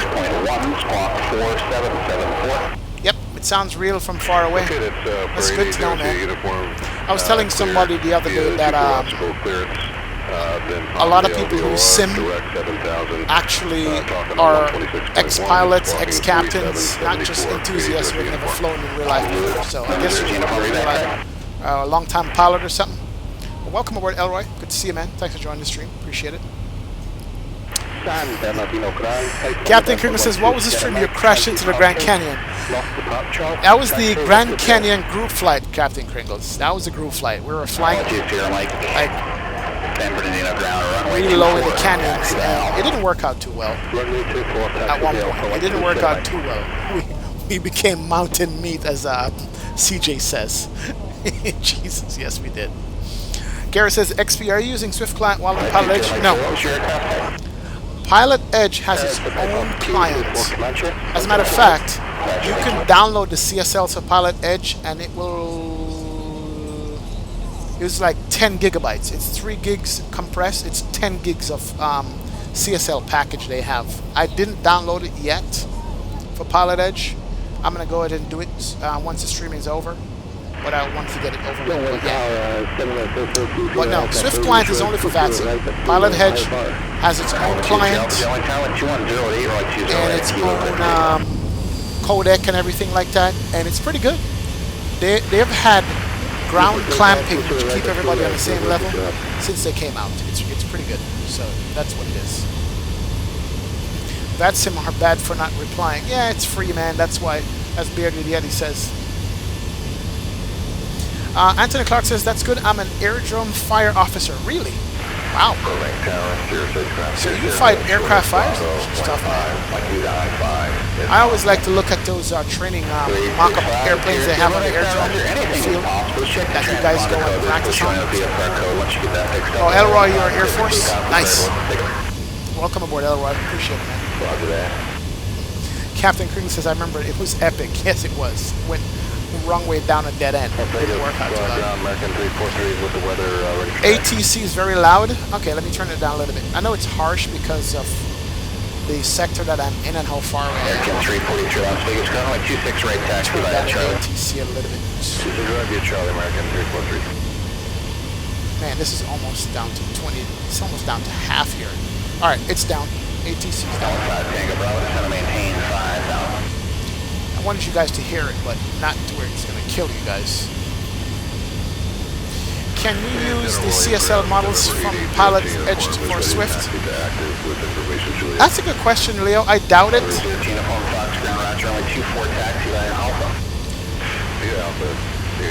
I think the only one you can use on VATSIM is the Bluebell CSL or the one from iVail. I think that's all you can use. I don't think it's the same. Hashtag audio engineering problems. This is Captain Hall. Can't hear me over ATC. Okay, thank you so much, 95. I just turned it down a little bit more. Sorry about that. It is way louder than the VATSIM audio. So for right now, if I was supposed to look at my settings for the audio for ATC, where normally I would have minus 11 dBs, I have minus 20 dBs on this, and it's still loud. Probably back to minus 22 here. Wow. So it's way back and it's still coming in loud. That's how good your codec is over on Pilotedge. It's not bad though. Not bad. It's better? Alright, appreciate it, man. Cool beans. Or I could turn my voice up some more. Yeah, my voice is maxed out with my cheapo headset that I'm using. We're going in the clouds. Are we too high or too low? Not bad. Alright, let's see. Mach 0.80. We're cruising at 34,000 feet. We got an 11 knot tail. Crossing tail from the left side. Holding short at Bravo for 15. 50 Sierra, Roger, only 15, clear for takeoff. You know, takeoff 15, X-Ground Sierra, Sierra. 42 Sierra Alpha, contact SoCal. Jesus. Everything was perfect with ATC until I got into this sector. This sector is bad. I can't hear crap from it. Garfar, what's up, man? What is the cost Pilotedge using? It's $37 a month, or you can do a yearly subscription and get like a 15% discount or something like that.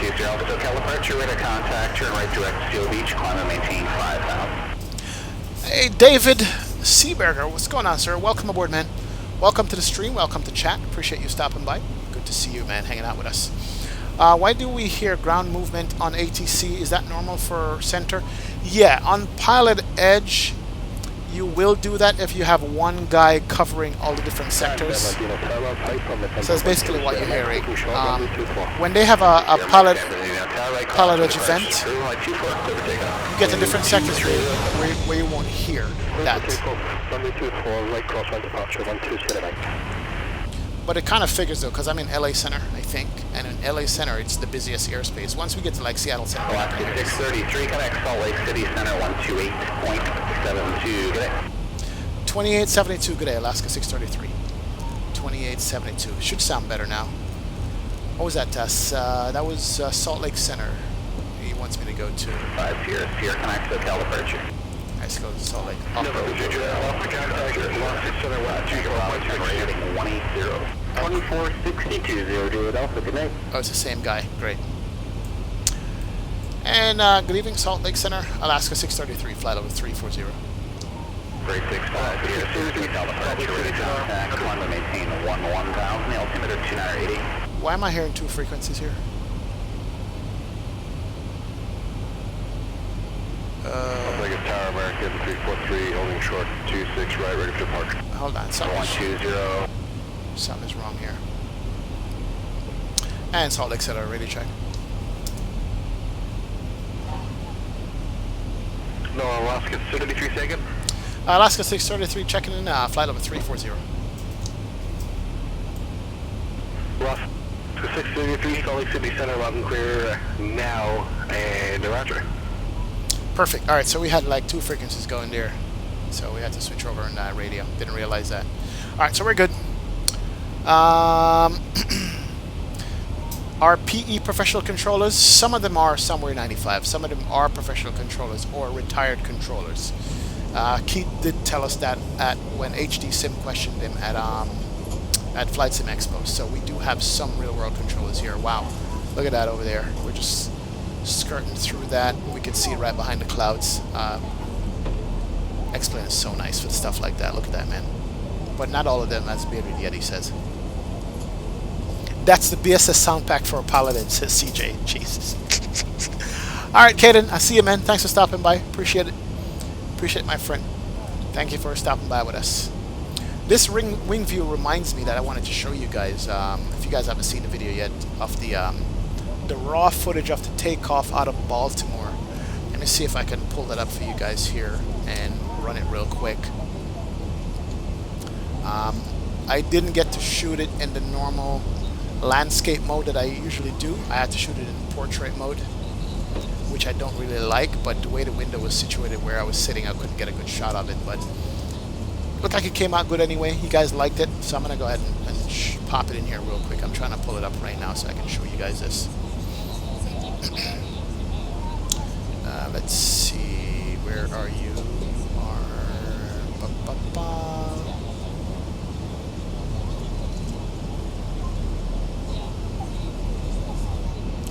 Alright, give me a second. I'm pulling it up for you guys right now. Alright, let's go ahead and jump over to you right there. Let's bring up Chrome. Good, since we lost the, there it is, okay. So check this out, pretty much. That's what I love about the ground services. This is, of course, whatchamacallit, the underground in Baltimore. B6 was the gate I was at. I mean, guys chilling out on the tug already hooked up. I wish Better Pushback could do this, where you don't pre-plan the pushback, but just have the tug sitting there hooked up, and then you can just set up the pre-plan and go. But it can't. You have to pre-plan it first and get it to connect. I wish we could get Better Pushback to just sit here in front of the airplane. That would be nice. These guys are chilling, talking. Catering is on back and front. The baggages are being loaded. It's just so busy on the ramp. And right behind this was the runway for arrivals, right here. And then the departure was on the other one. And every 15 seconds was the airplane coming and going to Baltimore. It was pretty good. But this is the video with the taxi out and takeoff and landing.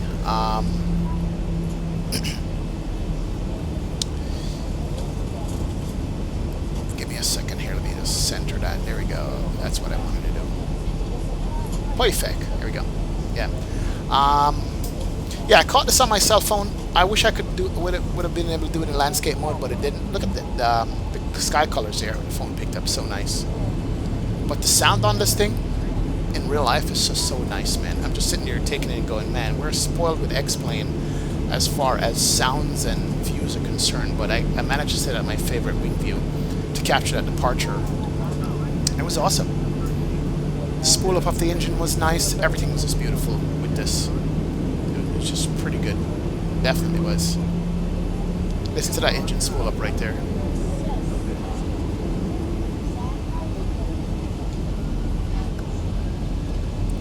I think the sound died down just a tad too.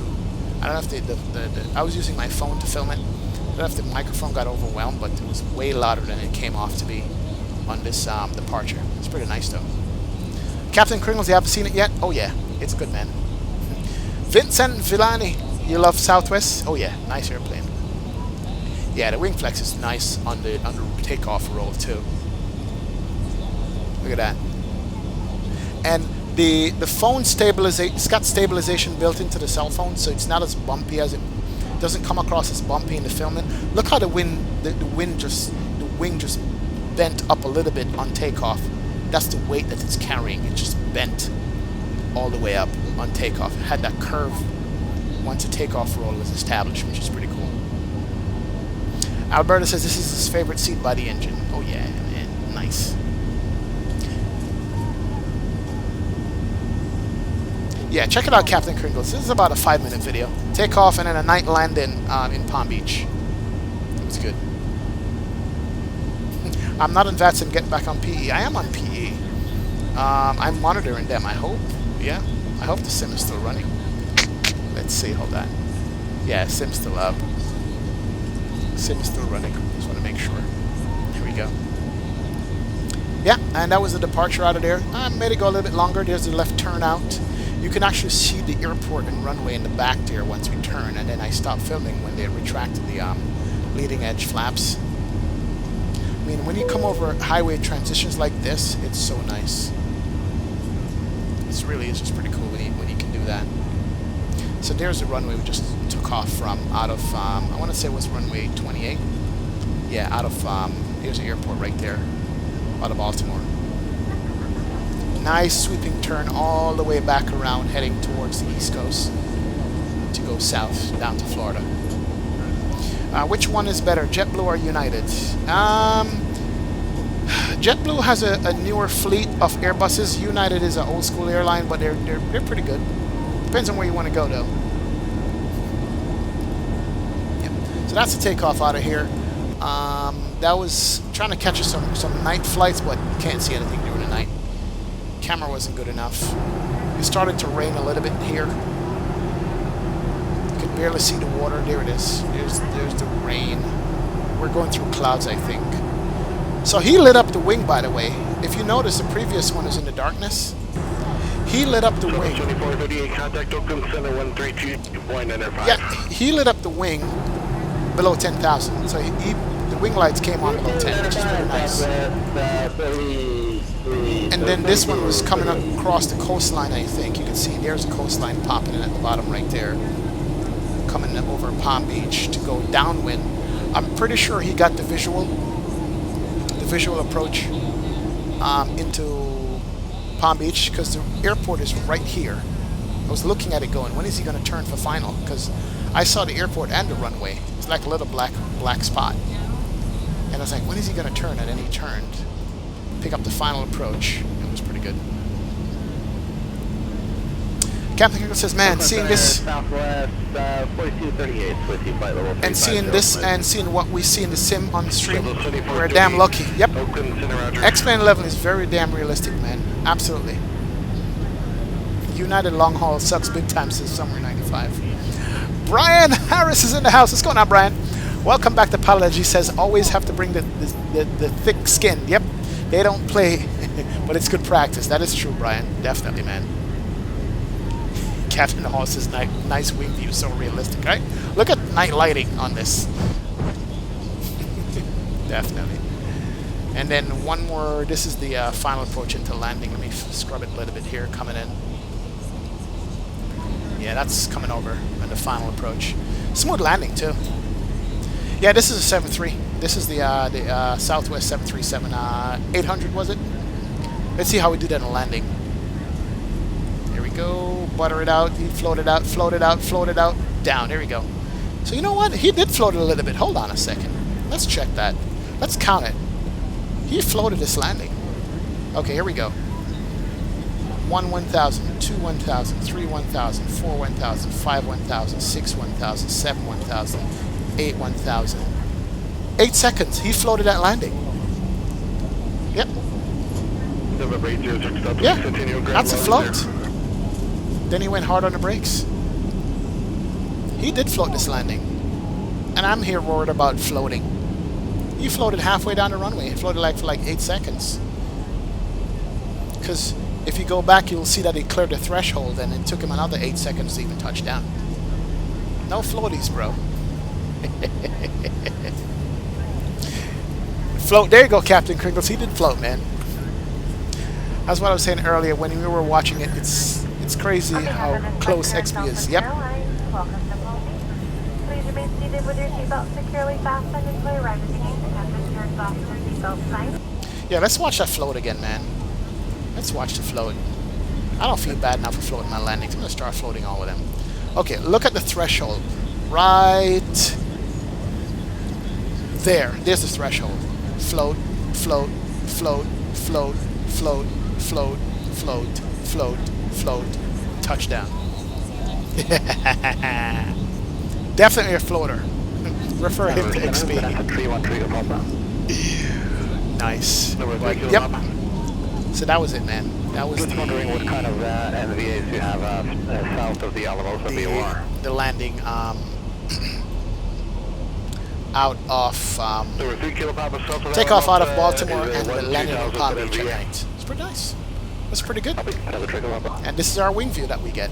We can mimic this wing view like completely if we wanted to. I think I was sitting in row 3 for that. Yeah, I was somewhere in row 3 and I had the phone stuck to the window like this. Yeah, something like that. See, there it is. Something like that I had it.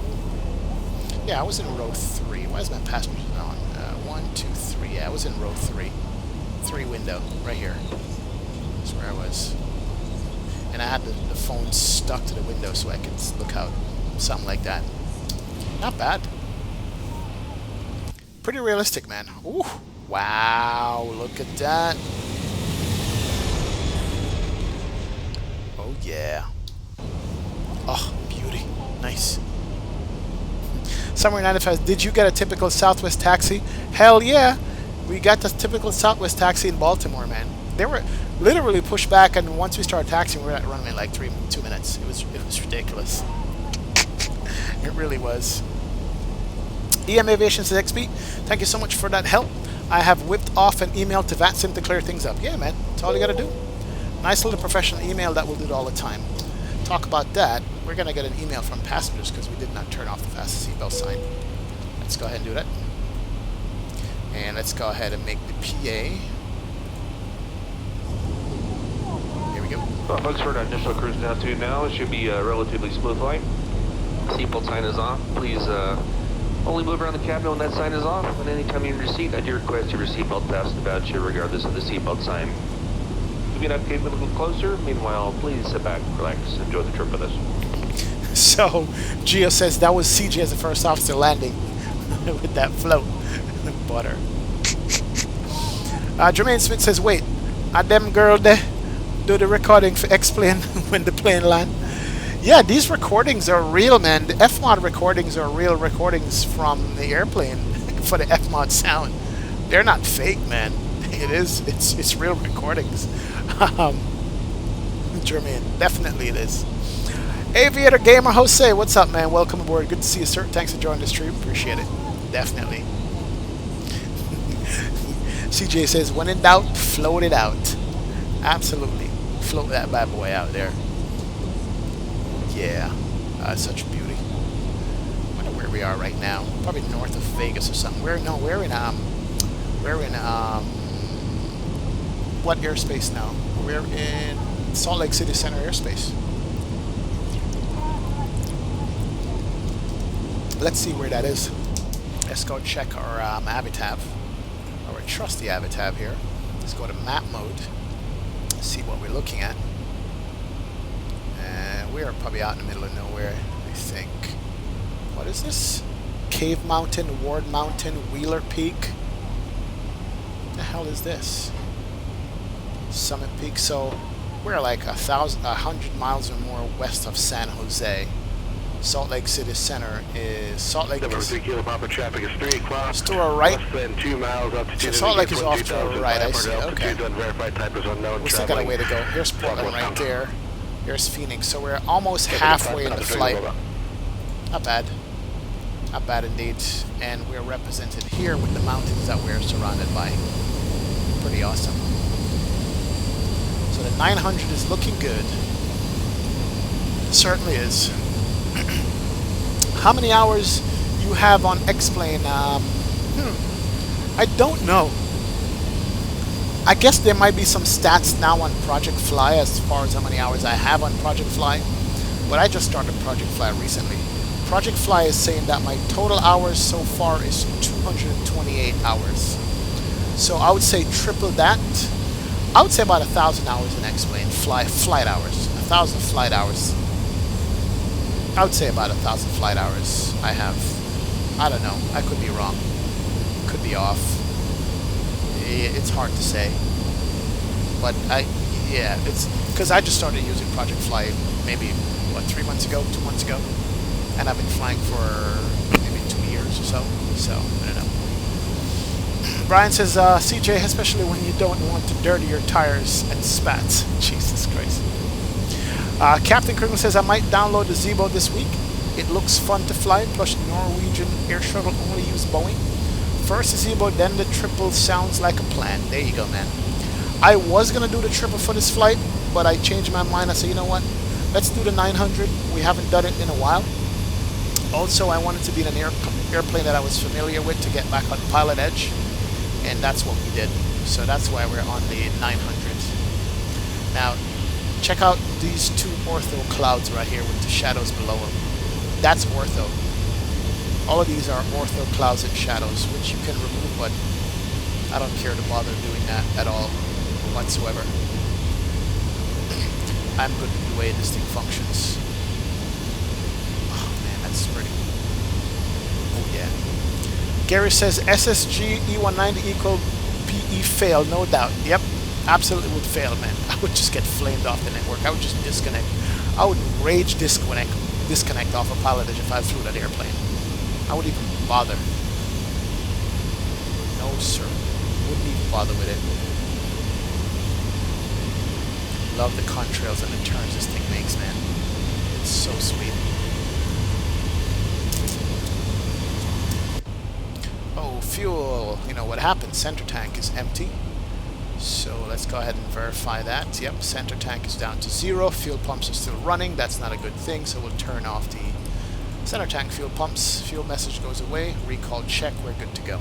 So now we're only on wing tanks. So now we know that any flight over 2.5 hours, you're going to have some fuel in the center tank that you're going to have to deal with. So now we're on wing tanks only. So imagine when the MAX get released, we're going to be doing LA to Hawaii in that. We're going to have all fuel on board all the time with this thing. Actually, probably do Hawaii, LA. I don't know. We'll see. Plus, Captain Kringle's requested a bunch of cross-country flights from San Fran over to JFK and things like that. So, yeah. Those are going to be nice. True. Alright, what's the cabin temperature? We didn't check that. We didn't check on that since we took off. Cabin temp is 20 degrees Celsius. That's perfect. Perfect temp. 20 degrees is good. Keep people's feet nice and toasty in the airplane itself without any issues at all. Yeah, alright, let's come back here. Good deal. Not bad, man. Not bad. This is pretty nice. Like that. Somewhere 95 says, don't that ortho just rock? Oh yeah, man. Ortho is the holy grail of simming for the last couple of years, man. It just gets better and better. It just looks so good. On the landline, sorry. It really does. True. Captain Hernan says, XP, what would you recommend to learn? Zebo? Any good videos, or did you learn it another way? Videos. Let me give you one real-world video that you actually, let me give you one real-world channel that you need to check out, right?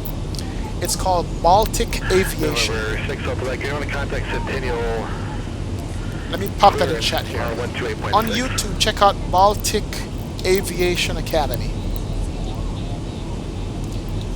What they do is they film cockpit procedures in a real-world simulator, both Boeing and Airbus, and it will show you from cold and dark to programming the flight plan to taking off on the flight. Once you're done with the Baltic Aviation Academy, jump over to watching different streamers set up an airplane. There's even tutorials just for the FMC alone. I think what's his name? He's a real-world pilot. Mentor Pilot did a FMC setup, FMC programming that you can check out also, which is pretty good. So there's a bunch of sources out there, but I'd recommend that one to start. Alberta says, I was thinking LA to Baltimore as well. Oh yeah, definitely Alberta. Definitely LA to Baltimore sounds like a good plan, man. True, true, true. I like that. Every other gamer, Jose says, what do you think land plane better, Captain Canada or Jeff Favignano? I'd have to give it to Captain Canada. He's got the butters all the time. Jeff is pretty solid, man. Very solid. You know, but Jeff does more than one sim. If he does X-Plane only, I think he'll be right up there. But I give it to Captain Canada. Definitely. Wow, look at these clouds. It's just so towering clouds, man. In X-Plane. That's so pretty.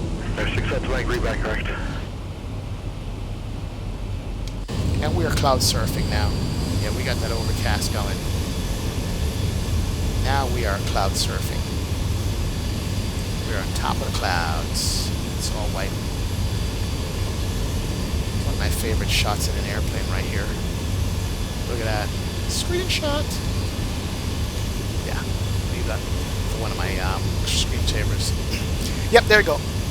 You're right. It was Flight Deck to Sim, Summer 95. Captain Kringle's Flight Deck to Sim is one of the major ones because he's now a captain now. I think for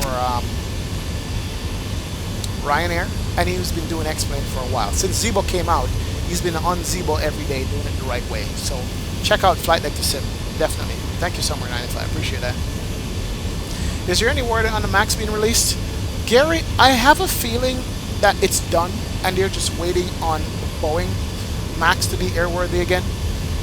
I did watch Mentor Pilot's update on the Max and what's going on with it. Pretty much, the software fix is all done. The training requirements is all done. The FAA has it, and I think just because they want to make sure that they save face and that everybody's confident about the airplane, they're trying to get all the European agencies on board also, not just the FAA. Once all those agencies all over the world is on board that the fix is right and it's done properly, it will be released. Southwest made the announcement that they did push back their MAX fleet till September or later. Some people say October. Once that comes out, I think Zebo will drop his. I don't know. I wish they drop it before. It is a simulator after all. You know, I would love to get my hands on that, man. We'll do some long haul with it. But yeah, I'm looking forward to the MAX release, Gary. Definitely.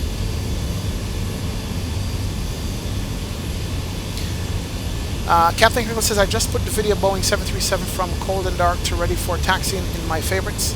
I'll check out later. Yeah, man. Definitely. 81 Pipe. What's going on, sir? Welcome. Is this VATSIM or IVO? No, man. This is Pilotedge. We're on the Pilotedge network. We're doing the professional way this time, my friend. That's what it is. But welcome aboard that 81 Pipe. See you. Imagine flying IMC for an hour. True, Aviator Gamer? Imagine that. Imagine that, man. Somewhere 95 said, he's a Zebo tester. Yes. Flight Sim is a Zebo beta tester also. It really is. Definitely is, man. So he's a good source to look at, too. But my recommendation, when you just get the airplane, jump in it. Align the IRSs, leave that alone. Don't put in a flight plan, and do some base flight. pick an airport that you're familiar with, hand fly the airplane both with the throttle and the yoke, and just do touch and goes, feel the airplane itself, feel the airplane before you even attempt to fly it autopilot. That would be my recommendation for the airplane itself. It gives you a chance to feel what the airplane feels like, and then now once you're comfortable with that, then you can program in and then start the autopilot stuff. That's been my way of doing any new airplane that I get. I have to hand fly it first to see how it feels hand flying. There's nothing like learning how to set up the FMC and all this stuff, but you try to hand fly on a takeoff and landing and you can't do it. So, and it will build your confidence in flying any new airplane you have. At least if things go wrong with the autopilot, you know how to go click, click, click, click. Autopilot off, auto throttle off. You have it manually, you can control it. So that's what I'd recommend. Hand flying the thing. What do you think about 3JPS mod?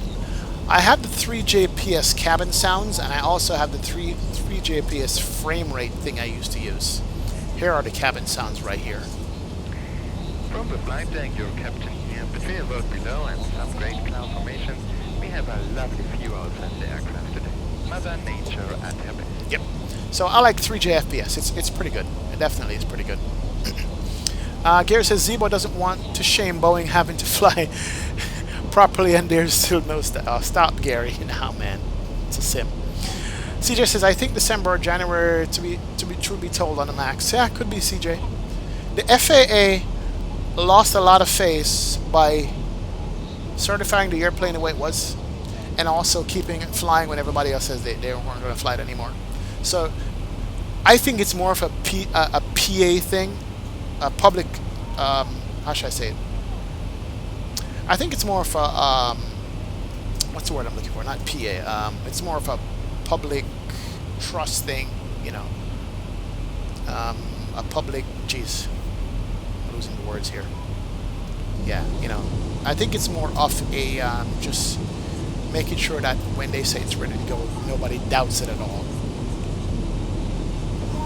And once that's done, then, you know, we're good to go. And we want it fixed. We want it fixed the right way, and I'm sure it is. You know what I mean? So, hey. Spag says, I'm descending into Hong Kong soon. Anyone want to chew some chow mein or spring rolls? Careful in Hong Kong, man. Might want to stay in the terminal. There's some unrest going on in Hong Kong right now. You might want to just stay in the terminal, my friend, and do a turn and come back. Spags. The 3JPS frame rate mod, Rally Fly, I did use that for a very long time. It was necessary because my computer was crap. It does adjust different things in the sim so that you get the frame rates to stay above 19, which is what you want if you're flying online. Also look into, not just that, look into the frame rate, what's called auto speed. I use that too. Wow, it's beautiful. Look into auto speed. A little bit of turbulence there. Got some wing flex going on. Uh-oh. Yep. A little bit of turbulence. We sure do. Yeah, we got turbulence. Let's turn on fast seatbelt sign here. There you go. Ladies and gentlemen, from the flight deck, your captain speaking. We got a little bit of turbulence going on here, so please remain seated with your seatbelt securely fastened. Thank you. Please remain seated with your seatbelt fastened until the seatbelt sign has been switched off. Yep. We got turbulence. Summer 95 says, my cousin was a 734 first officer. He says Zebo has nailed it. Nice, Summer 95. Good. Connor Smith, what's up, man? Welcome. AXP, any idea when the 73 Max will be released? Just said it. PR or political at this point? Yes, says Gary. There you go. It's PR. Public relations. That's the word I'm looking for. Oakland Southwest 2438 request. Yeah, they're walking on thin ice, man. I know. They are. So 2430. I think we have turbulence because we're coming over these mountains. Yep. Started around Ryan, wants to see if 37 hours available. Yep, we have light chop. So 2430, climb and main for level 370. Contact Oakland Center now 127.45. Yep, we have some light chop. 2745 up to 37 hours. And I bet you because of the mountains. 2438. Yeah, Delta usually experience light chop, not us. There's the light chop right there. That's it. Are you using the latest updates of the Zebo? I don't know. This is the last, well, I haven't updated the Ultimate since it came out the last time, which is a while back. I'm not sure if they pushed out a new one at all. So that's what I'm using here. So I'm not sure if it's the latest of the 900. Maurice Reynolds say, hey, I'm here. Thank you, Maurice. What's going on, man? Man, had to delete and reprogram my entire X-Plane. Not happy start to the week. All good now. Thank you, Maurice, man. It happens sometimes out of nowhere, man. You gotta just delete stuff and re-download and reconfigure, which sucks. But at least you know you have a clean install now for it to work, Maurice. So welcome aboard, man. And Oakland Center, Southwest 2438, leaving 351 for 370 light chop. I'm gonna say this, CJ. I don't think they would ever do that because politics comes into play here as far as jobs and money and vendors and contracts. To outright ban that airplane, what are they gonna do? Redesign another 737 and rename it? They're not gonna change anything. It's still a 737 with newer engines, placed a little differently, you know. So banning it is like they're gonna go start from scratch and design another 737. They're not gonna do that, you know what I mean? And they're not gonna end the 737 line to begin with. There are too many airlines relying on being able to sit in this cockpit right here and be familiar with everything in it. Because if they build a new airplane to replace it, they're gonna have to retrain everybody. And that's billions of dollars. It's not going to happen. What they have to do is fix it, get it right, get it done, and then, you know, do what they have to. And remember, you know, Boeing's got all kinds of contracts, military, NASA, spacecraft, all kinds of crap, you know. But they'll get it right, though. I'm confident that they're going to get it right. Absolutely. Definitely confident that it will. Just takes time, and hey, we have time. You know, true. Gareth says, XP, have you checked out TFDI Design Pack X? Looks pretty nice. No, I haven't, Gary. They were at the Flight Sim Expo. HD Sim did talk to the guys about bringing over the 717. No, they talked to somebody else about bringing up the 717. They're like, nah, we can't do it. They're not going to port it over. Yeah, it would be cool to drop the regular updates in the Ultimate, but I think it's a back burner thing somewhere 95 where they're like, whatever, man. But the plane is good. I mean, we don't need all that updates. I mean, Zebra is just incrementally bringing over a bunch of stuff. I think once it gets to a certain point again, they would probably drop another big update to it. But I understand what you're saying. True. Yeah, definitely. It's a huge recurring in revenue for Boeing. Also, just not being able to build the airplanes. I mean, they're losing money just with the assembly line alone. Alberto. Huge. 57 Kilo Flight 190 to maintain 3000, maintain VFR. Alright. I know that on Navigraph it shows you when you're going in and out of different airspace.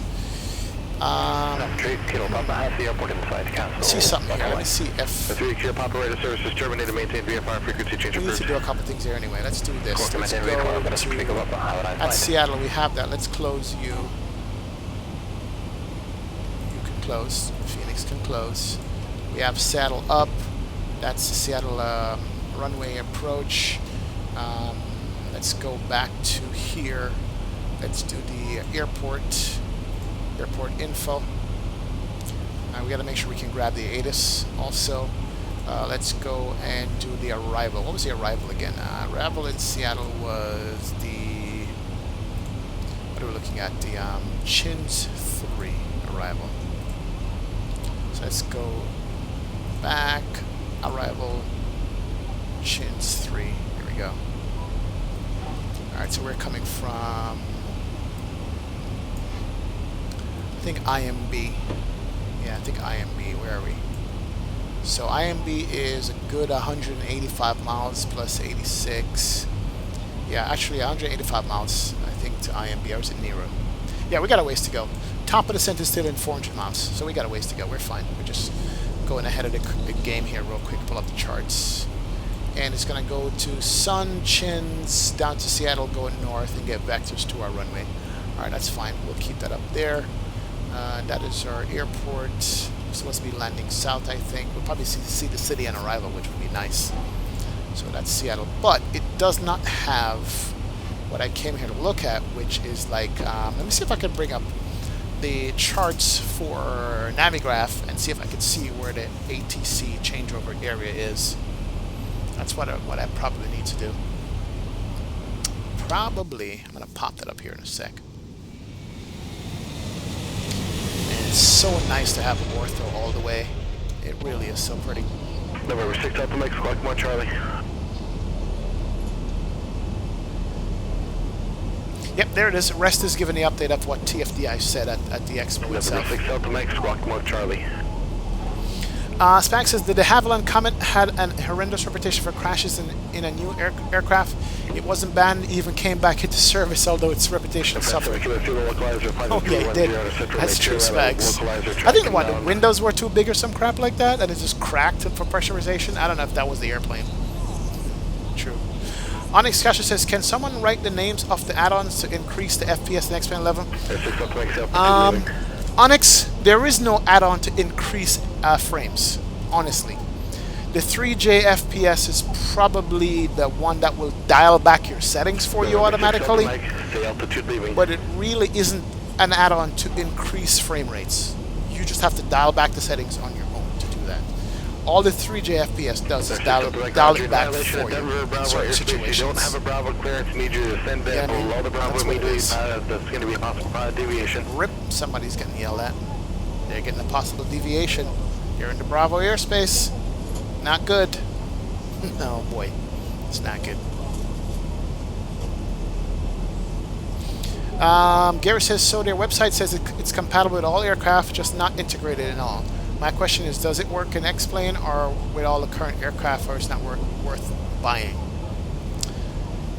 And that's a question from Gary about the Pack X. I don't know, Gary. Don't know at all. Somebody else would have to answer that. True. Rest says it works with every X-Plane aircraft. That's pretty good. The integrated ones mean that when you click the PA button in the cockpit, it activates Pack X. Okay, I got you. And Rest says it's worth it. That's pretty good. Yep, somewhere 95 had square windows. Oh yeah, couldn't take the repeated pressurization, man. Jesus, wow. Spack says windows were square and should have been round or elliptical like the Caravelle at the time. They didn't know, man. That's what happens when you don't know this stuff, you know. You just design and develop, and you know, early aviation stuff. We can turn off Early aviation stuff was bad, man. They learned from a lot of accidents, which is really terrible. All right, seatbelt sign is off. We did have a turbulence warning PA there. Okay, seatbelt sign is off. That's fine.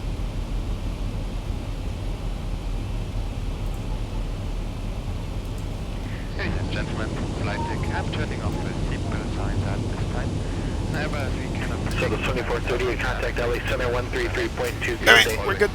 Do a front and keep your seatbelt fastened when you're on our... 3382, Southwest 2438, bye-bye.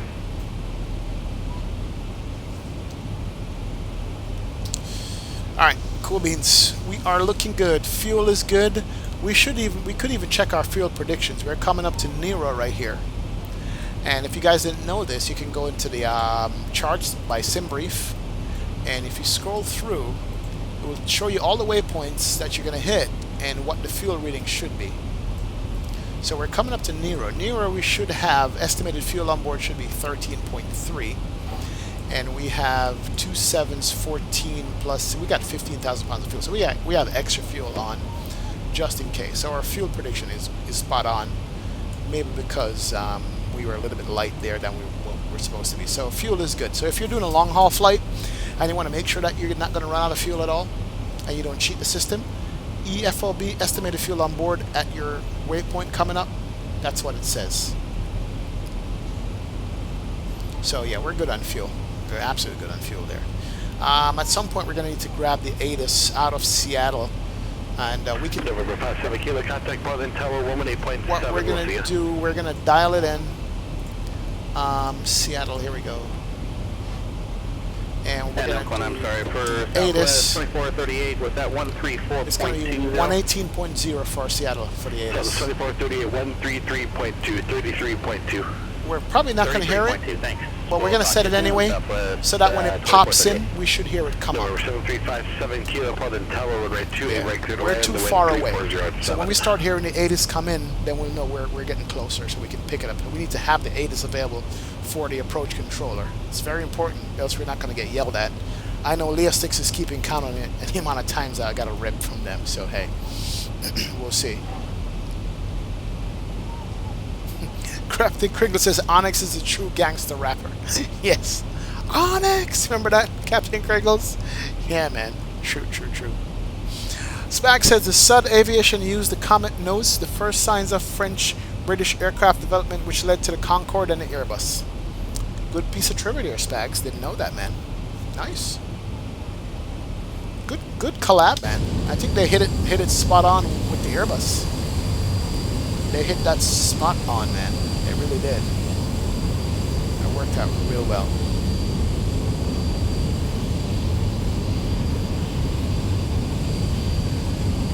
So nice.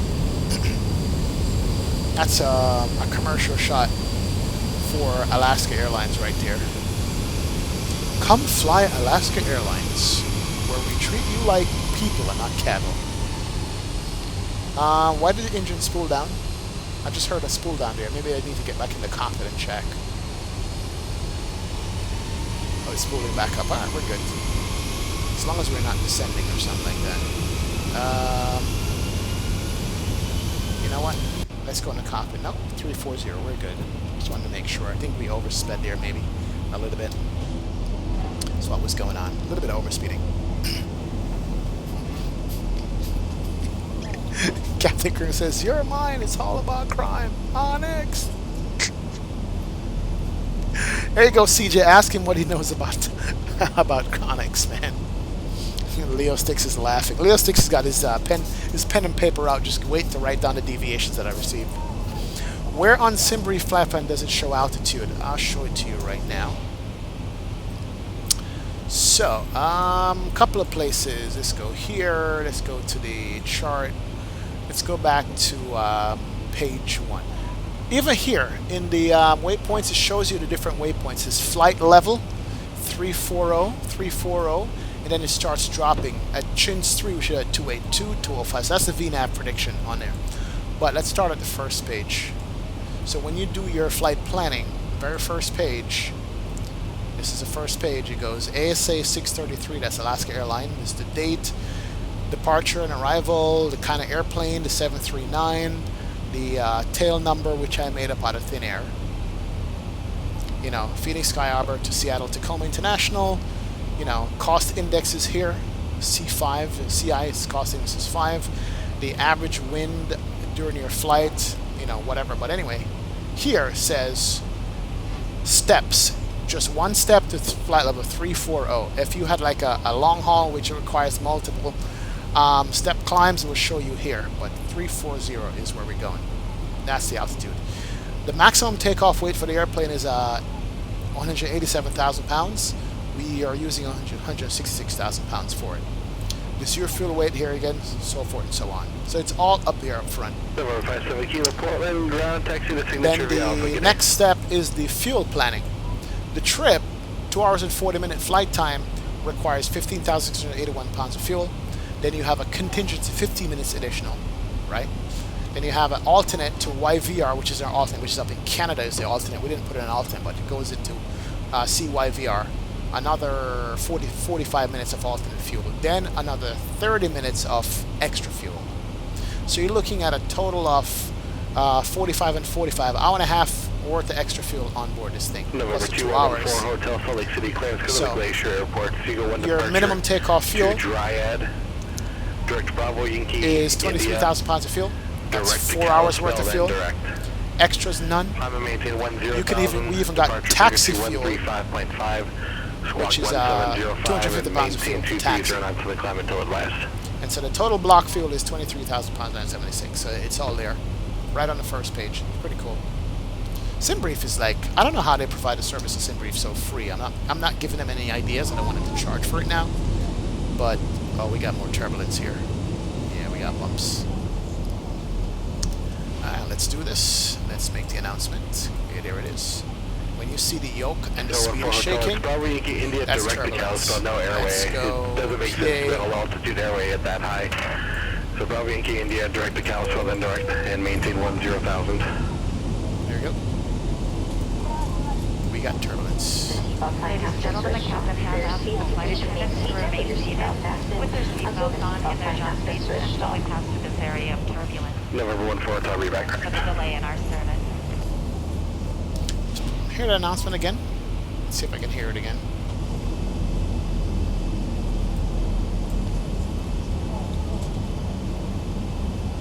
Yeah. Ladies and gentlemen, the captain has asked the flight attendants to remain seated with their seatbelts on in their jump seats until we pass through this area of turbulence. We do apologize for the delay in our service. November 443 Alpha 78. Kyle! Wagwan Bridget. Damn, man.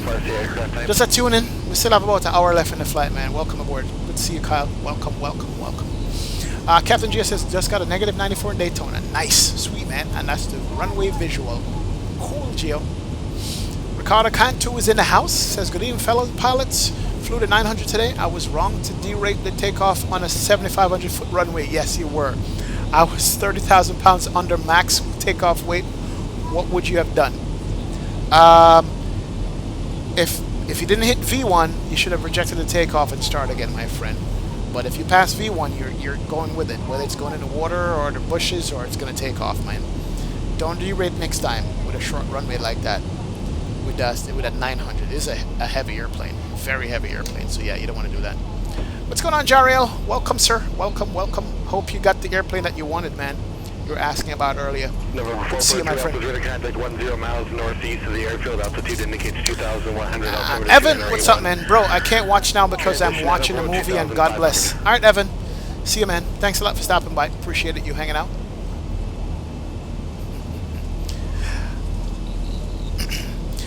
First off, Sashami says, what version is the 900 running? Good question.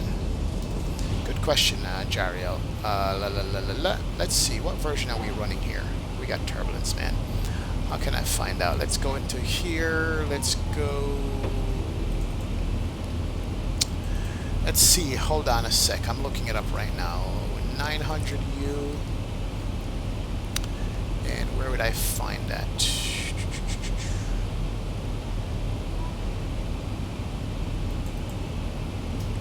I'm looking it up for you. Give me a second here.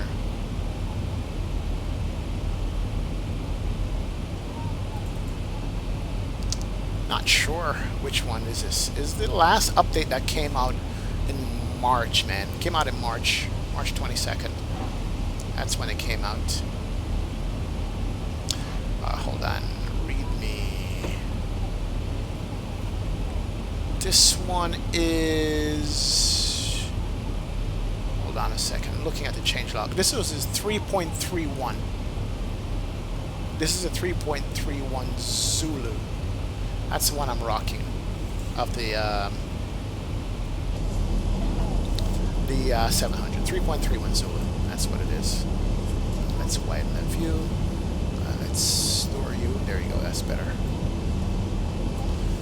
And we got bumps coming over the mountains.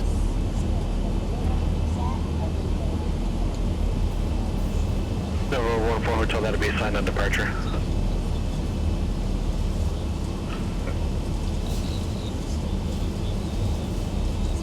Raleigh Fly says, XP, have you got a lower file that fixes the blurred textures in the horizon? No, Raleigh Flyer, it's not a, it's where your sim settings is that draw like an extended DSF. So the DSF tile is the tile that you're currently looking at that we're flying over right now. And it draws an extended DSF and it doesn't give you that brown look. So it has to do with like your sim settings. In X-Plane 10 there was a specific setting for that. In X-Plane 11 it's incorporated in one of the settings here, but I don't want to do it because I'm on Pilotedge and I don't want to pause the sim. But one of your settings are turned down to the point where it's not drawing the extended DSF, and that's why you have the brown shader. That's all it is, man. Oh, that text file is not up to date, first off, Shashami. So I'm wrong then on the version I'm rocking. The tablet tells you what version number. There you go. That's what I was hoping for. Let's see. Okay. We can go home. And where would it be? On...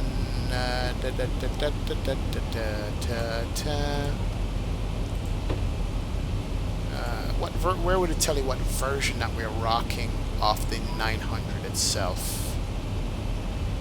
Is there an about or something like that? Team credits. Info, no. If you are a version number, where would you be? November 2114, Hotel Salt Lake City, ground squad, Point Charlie. Oh yeah, there's a settings here somewhere. I forgot where it is.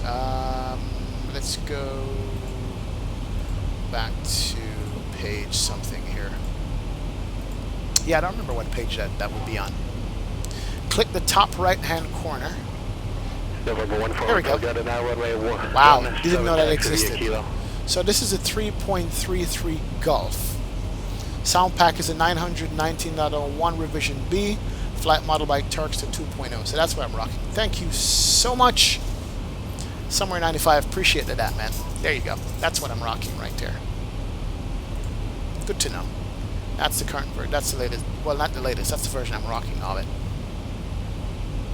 How do you know when an update to 900? Richard Cantu says, I don't know. I'm on the Discord channel. Every now and again, I'll pop into the Discord and look to see if there's an update for the 900. There's an ultimate Discord channel. And also, the community will make noise about it whenever they have an update. They'll come out and say, hey, an update is out. You guys check it out yet? Whatever. Then I'll know and I'll fly it. So that's usually when I do it, man. Definitely. Yep, there you go. Keep an eye on the threshold forum for the updates. True. Yeah, there is no button in for deactivate DSF, but in the settings, if you turn up the settings high enough, it will draw that extended DSF for you. That's what it is, Raleigh Flyer.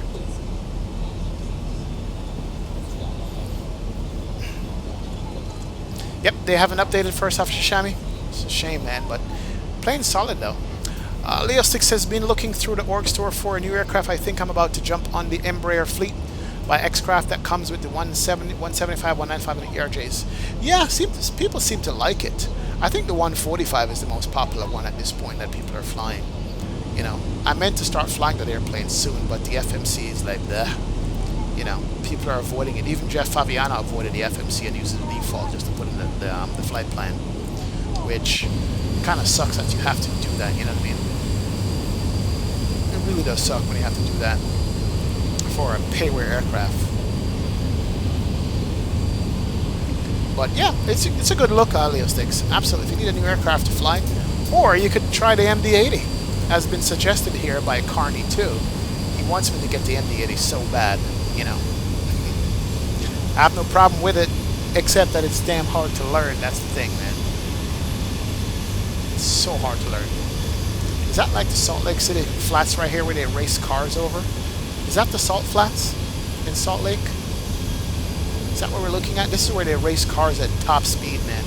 200-300 miles an hour over the ground, over the Salt Flats. Pretty flat piece of terrain. Salt ground. I think that's the Salt Flats in Salt Lake. I think that's what that is.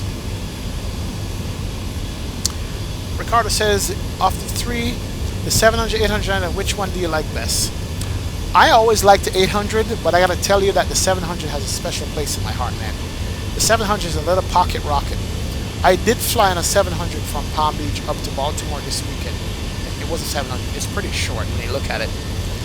700 is in my heart right now. 800 I love. 900 I fly ever so often. But 800 is the original, you know. But the 700 is nice. I like that.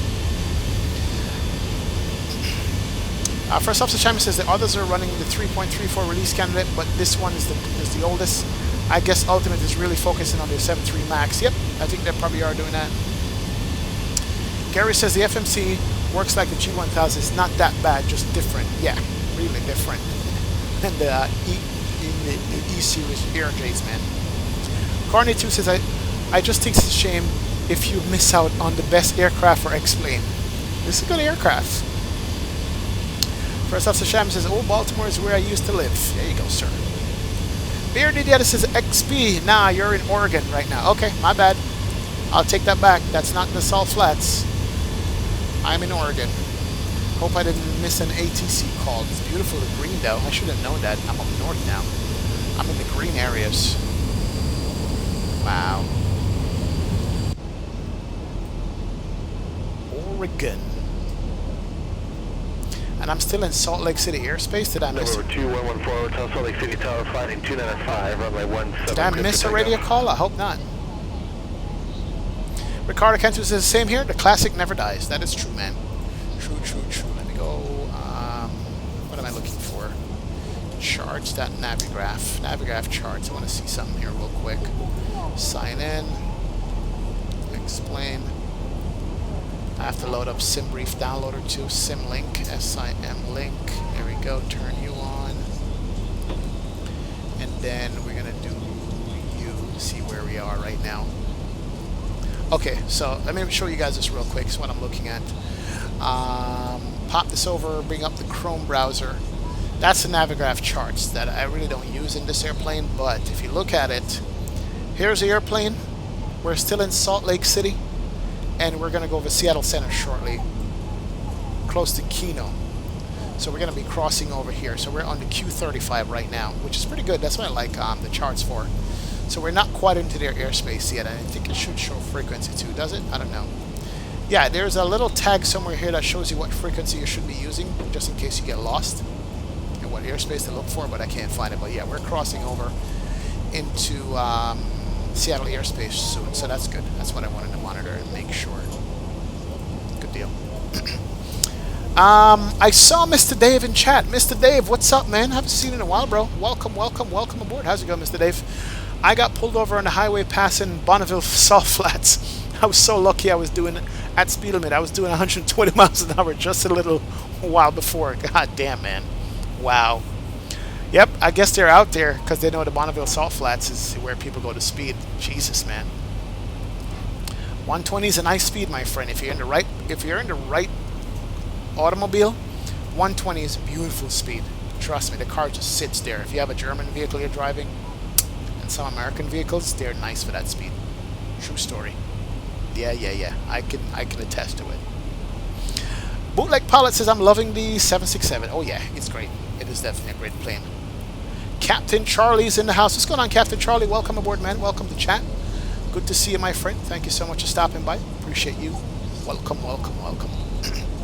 Maurice says, so this isn't VATSIM, so it's Pilotedge better thus far? Oh yeah, Maurice. Pilotedge is way better. You'll see. Once we get into the approach and the landing and the tower and the ground, I'm going to have to switch all those frequencies over. Just because I'm in the center control of airspace right now, there's not much activity. You know, Pilotedge is not as crowded as VATSIM, except on weekends and when they have events, but it's pretty cool. What lake is this? Let's Dover 14, Hotel, contact departure, get in. We're not going to see, but we're coming up to Portland soon. There's a lake right here. It doesn't say what lake it is, so that's what we're looking at. That round lake is off to our left, and then the big one is there. Yo, tell me this is not accurate. Look at that. We got the round lake there, and then the big lake right there, right? Let's go back in the airplane and look at it on the charts. Look at that. Round lake and the big one. The Seagull 1 departure, climb and maintain, flight level 230, delete the speed. Ortho, man. Ortho for the win. Exactly what it looks like, the landmark. Damn, that's nice. That is pretty smooth right there. I like that. 2114, no problem, delete the speeds as well, please. Charlie says, do you know how to get a FPS boost? I got a solid 12 frames per second, not moving. Yeah. Only way to get an FPS boost, Charlie, is to turn down your rendering options. There's no other way to boost it. Turn rendering all the way down and then slowly increase them so you can maintain at least 19 FPS. If you can get 19 and 20, that's all you need, really. But you gotta turn down your settings, my friend. That's how you do it. Ricardo Cantu says, on takeoff, what's the difference if we press N1 or TOGA? N1 speed is what you've set to with the D rate, right? So the N1 is the D-rated, back from 100% down to 91, 94. That's N1. TOGA is takeoff, go around speed. You're getting the maximum power from the engines.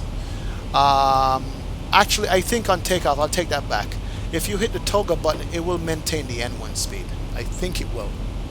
Don't quote me on it.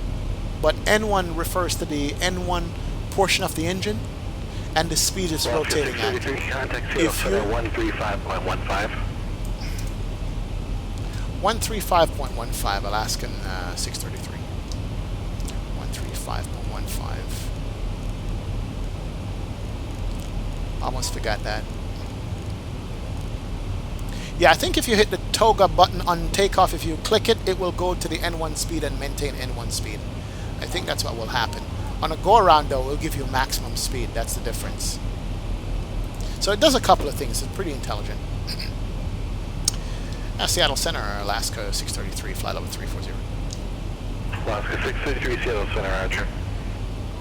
Seattle Center 633. Alright, here we go. Alright, we're there. Hopefully I explained it properly and not butchered that explanation for you. Ricardo, hopefully. Summer 95 says, I have a 3-liter Jaguar. It sits at 120 all day and all night. There you go, man. That's what I'm talking about. I love cars are designed to maintain speed and keep that speed up without any fuss. Steering wheel feels nice and heavy. It's not like loose on you. The car just sits there and just want to go straight, man. Just got to make small inputs and pay attention to traffic, if there's any at all. Just watch the lanes. Definitely a good car, that is. Mr. Dave says, I'm going good, man. I've been working too much. Hey, gotta work, pay the bills, Mr. Dave. I understand, my friend.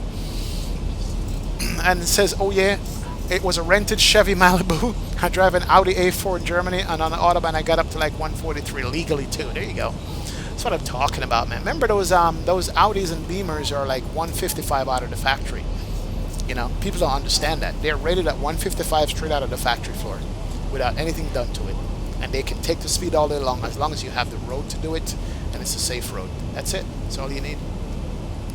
Definitely.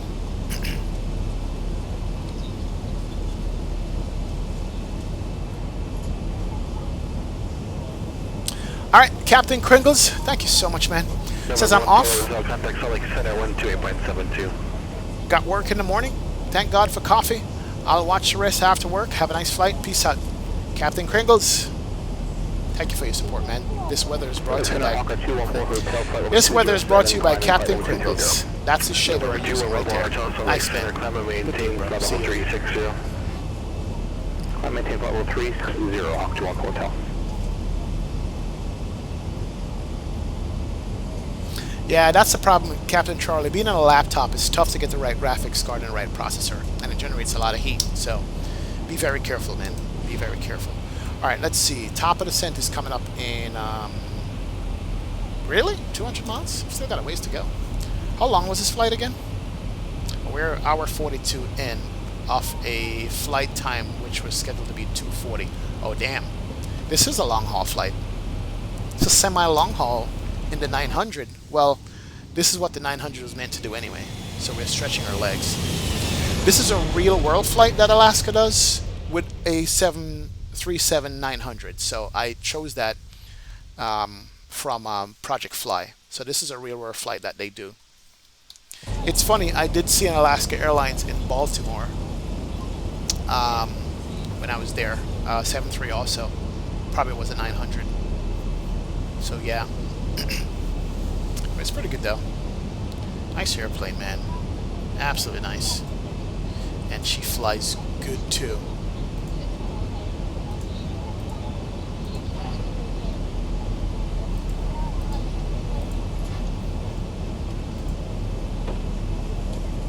Yeah, I didn't take any more airplane photos for you guys on this trip. Oh, actually, no, I did. I think I took... on the way up, I didn't get a window seat. I got an aisle seat, so I didn't get a good shot of anything that you guys can look at. Except for this wing view. I was sitting in the aisle seat, and I took my phone out and grabbed this shot right here. So this is me from the aisle seat, zooming up my phone to grab the wingtip through the window. That's a real picture right there. It's funny how they make the windows look square, even though they're roundish on the outside. So the interior panel will look kind of square on it. But yeah, I grabbed that from from my aisle seat looking left. I sat beside two nice ladies. They're like talking my ears off. Two older ladies, man. They're like, yeah. You work for the airline? I'm like, no. You like flying? Yeah. Have you flown before? Yeah, on a computer, in a simulator. It's pretty cool. Mrs. Abe says, yep, I will always prefer heavier, bigger cars. I have a few friends like the 400 horsepower Focus STs. Yeah, man. But they're so light and feel unstable. Give me an S-Class Merc A6, A7 instead. True, true, true. Focus is light, man. Get blown around by the trucks on the highway and stuff like that. Yeah, it's not nice. What's the difference between 900 900 ER? Just probably fuel capacity, really, and maybe extra stretch length, more room. I thought all the 900s were ERs. I could be wrong. I don't know that, but it's just extra stretched airplane. It's just long. You know, the 700 stops about here, 800 is about here, 900 goes farther back. So they like remove sections up front and in the back and shorten it. It's pretty much what they do. Leo says they also operate as 900 from DC to LA and also Baltimore to LA. Got you. Nice. Good to know. So the 900 can do some long legs, some long trips. Is Project Fly Matt's baby? Is it any good? Somewhere 95? Yeah, it's okay. Once you learn how to incorporate it into your flying, it keeps track of your flight, keeps track of your landing rate, keeps track of your flight hours, and gives you suggested routes that you can fly when you type in destination and departure areas. And also it generates a flight plan for you. You can file through it, different online platforms. It's okay. And then it gives you the overlay. I use it for the overlay up top. That's mainly what I use it for, so I don't mind it at all. It's pretty good. Leo says we flew them last year from LA to DC. Oh, nice. Cool beans. Are they the exact same length, Ricardo? I would say so, yes. They're the exact same length, but I could be wrong. Somebody could overrule me on that. Alright, first off, Sashami, see you later, man. Because remember, you make this thing any longer, the damn tail is going to strike. Because remember, with the Boeings, one of the features why the airplane is the way it is because the landing gear is real short, right? It's got a very short landing gear. That's one of the reasons why the MAX engine had to go forward and up, because it was too big to go underneath like this. So the MAX engine was moved from here to a little bit more forward and a little bit higher. That's why it pushes the nose of the airplane up so much when it's at max power, because it's just the way the engines are. So with short landing gears, you rotate for takeoff and this aircraft is too long, you're going to tail strike. You're going to hit the tail. Now this does have the tail strike thing on here, but you don't want that. So it can't be much longer than the regular 900. Same length, you know what I mean? It's a long airplane. It was never designed for that, but they made it work, you know what I mean? So yeah. Yep, there's it. Barely yet said it. Fuel capacity. Yeah, Gary says for Project Fly you can also work on passport collecting for all the flags you were where you landed. That's true. I haven't even looked at that, Gary. I need to check it out. Definitely need to check that and see. Let me look at my Project Fly real quick here. Where did I go with my passport? That's the radar. That's the community support, tickets, knowledge base. My passport is somewhere around here. Oh, somebody sent me a friend request. Need to accept that. Almost forgot about it. It's pretty cool. And let's go the logbook. Okay, there's a logbook of all the flights I've done so far. I got 3 pages of flights. Wow, that's interesting. And I have a fleet. You can have fleets and stuff. You have contracts. You can have schedules. Got a bunch of stuff in Project Fly. It's not bad. It brings a little bit different element to your simming, really and truly. You know, so the range of the Max 10. Not sure, Garfor. Alan is in the house. What's going on, Alan? How you doing, man? Can't wait till you start streaming and flying, man, this summer when school is over. Good to see you, sir. Welcome, welcome, welcome. Thanks for you to stop by. Appreciate you joining. Alright, so 164 nautical miles, top of descent. I'm going to be a little bit ahead of the game here. We did say we're going to put in our ATIS. We can't get the ATIS. ATIS is 118.0. Let's go ahead and go back to the charts and make sure that is correct. ATIS is 118.0. We haven't picked that up yet. That's clearance. That's the south and north. Where's the tower? That's ground. That's tower. So we got to look at all these things here to make sure that we have the right frequencies and stuff. But ATIS is 118.0. We need to grab that as soon as we start getting our descent. It is in the box right here, 118.0, but there's nothing coming over at all.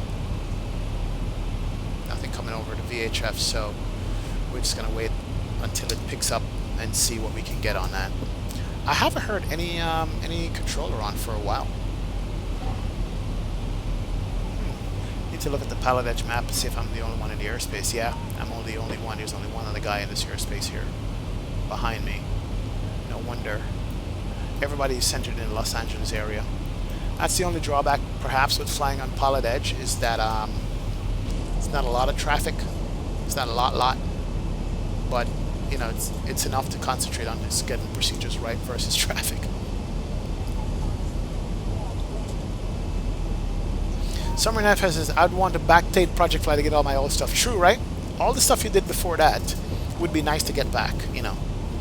But I think X-Plane also keeps a log of all your flights, but if you reinstall X-Plane, you lose that too. Yep. Zach for Widows in the house. What's going on, Zach? What's up, man? It's your day off. Nice, Zach. Enjoy, man. Kick back and relax. Welcome aboard, Zach. Good to see you, my friend. Thanks for joining the stream. Appreciate it. Alan says, I got 2 more tests and then you're done. Perfect, man. Perfect. Alan says, learning how to fly the 757 is very weird. Yep. It's old school Boeing, man. That's what's up. That's what's up. Summer 95 says, hit the afterburners, lol. It's 1:45 a.m. here, and we need to get this thing on the ground. All right, man. We're at Mach 0.80. We could bump it up to Mach 0.82. Yeah, we had room to speed this thing. We have extra fuel on board. Speed intervene. There you go. Mach 0.82 just for you. We bumped it up a notch.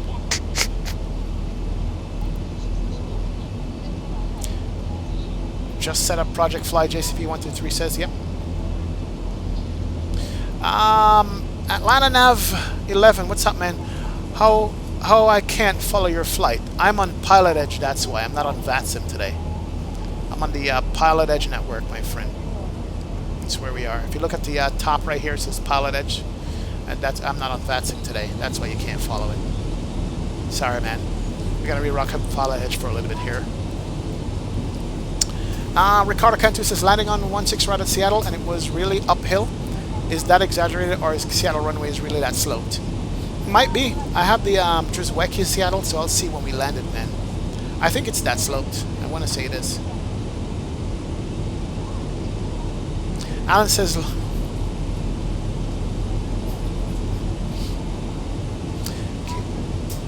alright, so just make sure it's on.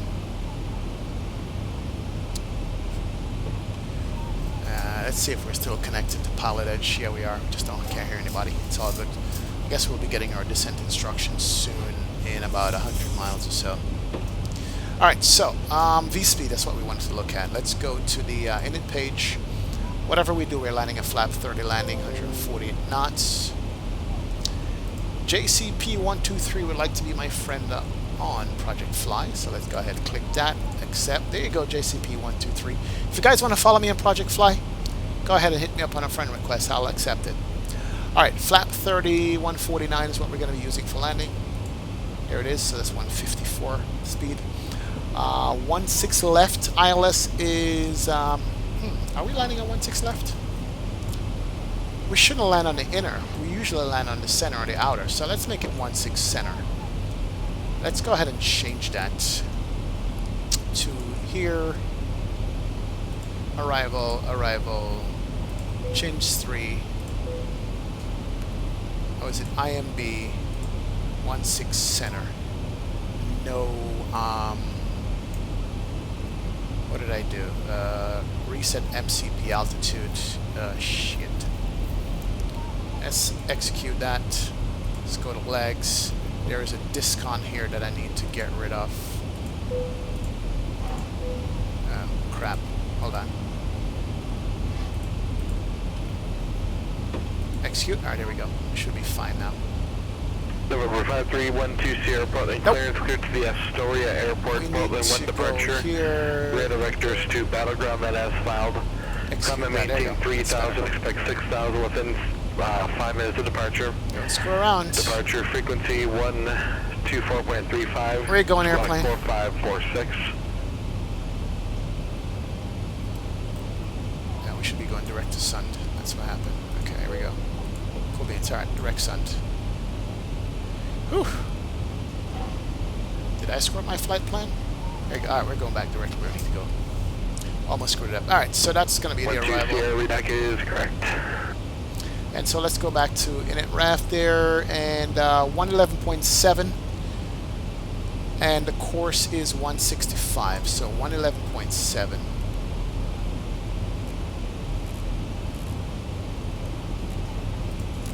And the course is 165. Let's do that.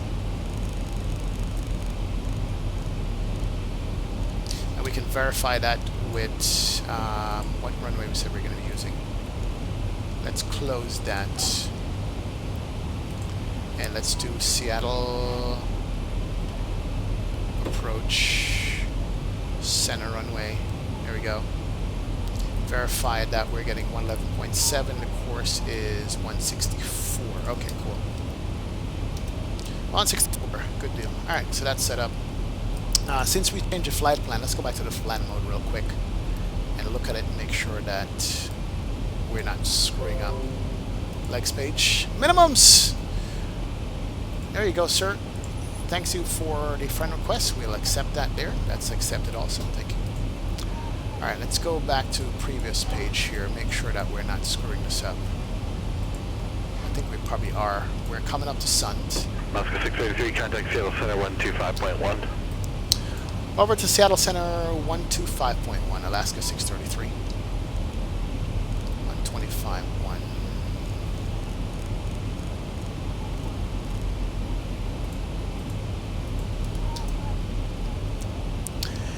And good evening, Seattle Center, Alaska 633, flight level 340. Alright, here we go. So, Sund. Alaska 633, Seattle Center, roger. Alright, so step to Sund, YMK, chins, ratty, hump. Make a right turn, go downwind to Anvil and come back on our ILS. Alright, cool. We can work with that. We're good. So flight plan looks like it's in good shape.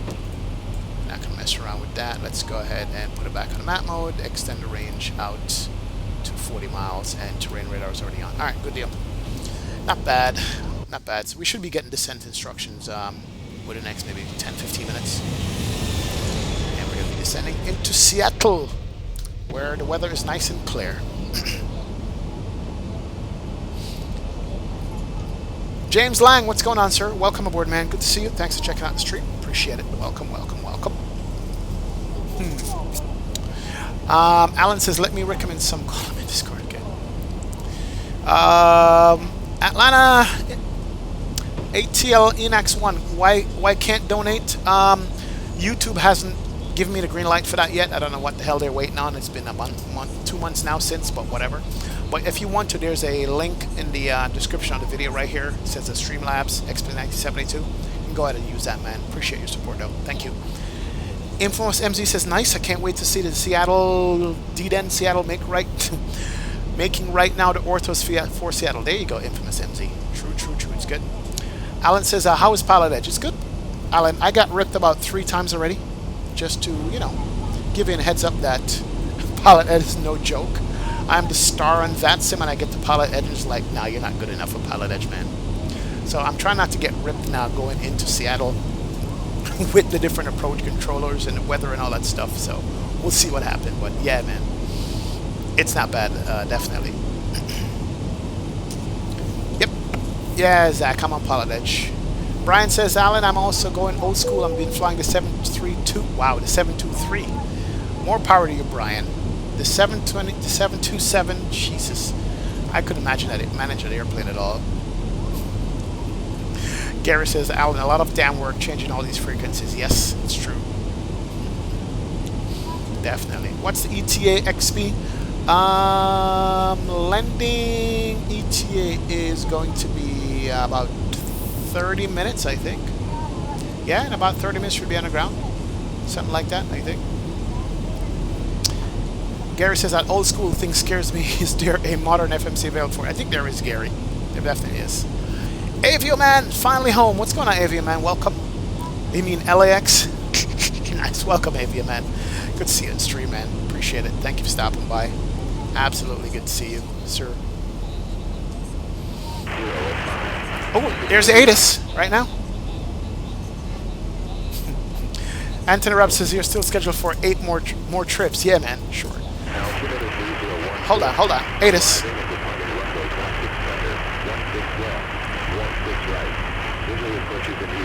16.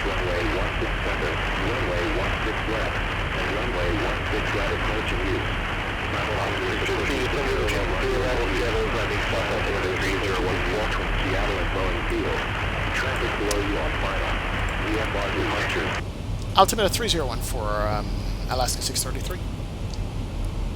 301 for Alaska 633, confirm descend via the Chins 3 arrival. Sorry about that, was getting the ATIS. We'll descend via the Chins 3 arrival, Alaska 633. Alright, 3014 and Chins 3. So I got the descent instruction, which is pretty good. Alright, cool. Let's go and listen to the ATIS. Now, the reason the ATIS is so crappy is because we're far out. But let's go ahead and listen to it more. It will be clearer the closer we get. 2.11. Altimeter 3014. 3014. Arriving and departing runway 16 center. 16 left. 16 center and left. Right. Visual approaches in use. ILS runway 16 center. Runway 16 left. And runway 16 right approach in use. Simultaneous approaches to parallel runways in use. Simultaneous approaches in use between Seattle and Boeing Field. Traffic below you on idle. VFR departure, contact, clearance, delivery, advise on course heading. Wow. And if flight following is requested. Listen to that sound. Read back all runway assignments and hold short instruction. Advise on initial contact, have information pop up. Information papa is what we have for the ATIS. 3014. Tacoma International Airport. ATIS information pop up. Okay, so the ATIS sounds crappy right now, but the closer we get, the clearer it's going to sound, which is what I like. I'm going to hit it over once we start our descent into Seattle and see how much better the ATIS will sound there once we come up to it. Why are we... Oh, you know what? Let's do that. Okay, good. We're back in VNAV mode. We'll slow down the speed a little bit. We got descent via Sund. We need to actually make sure that we have this correctly. So we're coming up to Sund there. Chins, and we're going to cross at 10,000 the only restriction. We got to make sure that looks good in here. 340 Ratty at 60, above 16 at Ratty.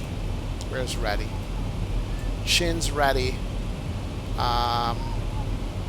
Very important, we got to see this. Cross and maintain 12, landing south at 270 knots, 16,000. So 16,000 at Ratty because we're landing south. Landing north, we'd have to cross at 12, so that's good. So the VNAV prediction says 16,000 at Ratty, which is what we want, so that's fine. So we're about 7,000 foot above the descent point. We already got the descent via. I'm going to bring the MCP back to flight level 240 for now. So the VNAV will start the descent for me in the Boeing here. Airbus, you got to start it yourself, so we're good there. So that's checked. So we're going to be crossing that 16 at 270 knots. Let's make sure it's got 270 in there. Yeah, 270, 16,000 feet. That's perfect. All right, we're good. We're on a roll. I think we're one step ahead of the airplane. And ATC. We're one step ahead, so that's going to be good. Oh, I have 8 more rips to go, Anthony. I see, man. We'll see, man. Keep counting. Generation Blowout says, haven't caught this past couple streams. Glad I could this time around. Generation Blowout, welcome aboard, sir. Welcome, welcome. Good to see you, my friend. Thank you for stopping by and checking us out. I know we're all busy, man, so we catch what we can when we can, man. But I appreciate you stopping by. Aviaman says, last flight for me. Yeah, man. This is a semi-long haul, 3-hour flight, basically, from Phoenix up to Seattle. This is going to be the one leg tonight. It's the 900, so we have to stretch his legs a little bit. Give it a little bit of work, and that's what we did. I mean, the flight was so long that we actually had fuel in the center tanks. When's the last time you put fuel in the center tanks for X-Plane? You know what I mean? For the Zebo 300 here. One more thing that we need to check while I'm in the cockpit here. The landing elevation is 430 feet, 415 feet. So let's put the 400 feet here for the pressurization system. Temperature is good. That's all set. Recall can be checked before we start our descent. 3014, which will also be over on side 2.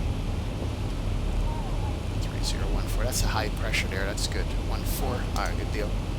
Now we'll do our descent checklist as a matter of fact. Descent checklist, pressurization and land altitude set, anti-ice is not needed, approach briefing has been discussed, speed bug has been already set for the landing speed, so we're good there. Am I trusting this VNAV to keep us right? It says YKM, we're still going to be at 34,000 feet. And we're going to make 16,000 feet.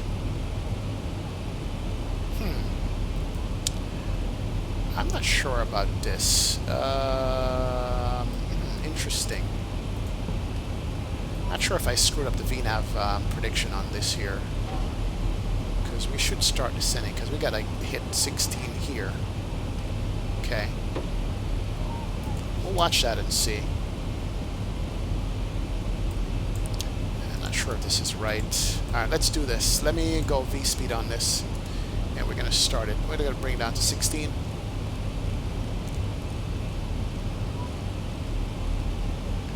And let's do descent path here. Nose the airplane over. We're going to turn off the speed intervene. Bring back to Mach 0.77 for the descent, and let's start the descent here. And we want to see where, based on... November 5312 Sierra Portland Tower, runway 2A right, cleared for takeoff, wind 340 at 7. Above 16 here at this waypoint right there, so we want to make sure that we can hit that. And looks like, yeah, the VNAV, there it is. So at 1,700 feet a minute, we're going to be hitting that prediction. Perfect, of 16. All right, we're good. That's our descent. We've started it. The aircraft is making the turn. Ooh, look at that. That's so sweet.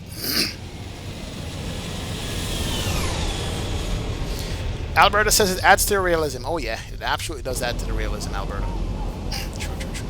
Captain Hall says it's so nice to hear you on Pilotedge. You are focused, still sociable, but work to do. Yeah, man. Trust me. I'm trying to listen to ATC, talk to you guys, and not screw up and get ripped at again. You know what I mean? But hey, appreciate that.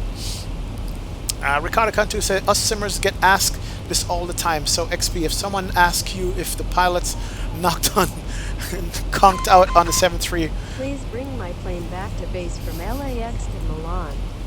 It's just another flight. Avio man coming in with the 5 bomb. He wants me to get this plane back to Milan in one piece. All right, man. We'll do Avio man. We'll fly it back. That's an A330, right? From LAX to Milan. That's a long ass flight, Avio man. Jesus, man. I don't know how you do those long hauls. I'll try to do one of these days, man. But thank you so much for the $5 donation. Appreciate the support, man. If you guys didn't check out Avio Man's long haul flight earlier today, check it out, man. Go back on his channel and check that out. He does these flights. Crazy, crazy, crazy. But appreciate it, Avio Man. Thank you so much for the support, my friend. Welcome, welcome. Thank you so. True, true, true. Alright, let's do 15. That's good. Alright, awesome. 1,500 feet a minute. It's good. Good to go there. Thank you.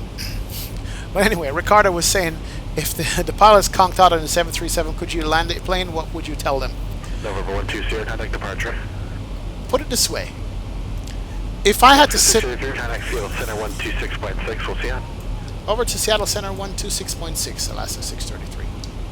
126.6. If they ask me, I can programming the airplane. Flying a real airplane is a whole different story because I'm sitting in front of a computer with no feedback from yaw and drop and trim and all this stuff. Flying is a different story. I could program the autopilot. That's all perhaps I could do. Nothing else. You know what I mean? I could program the autopilot. That's it. and program an auto land, perhaps.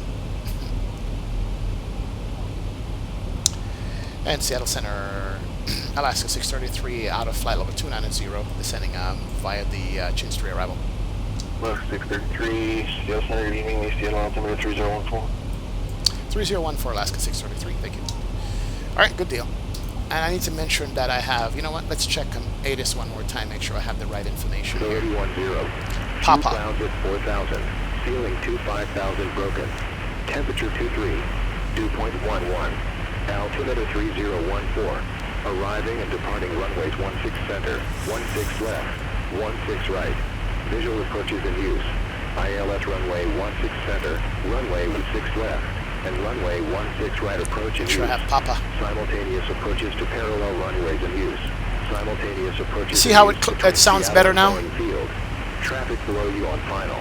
VFR departures, contact, clearance, delivery, advise on course heading, altitude, and if flight following is requested.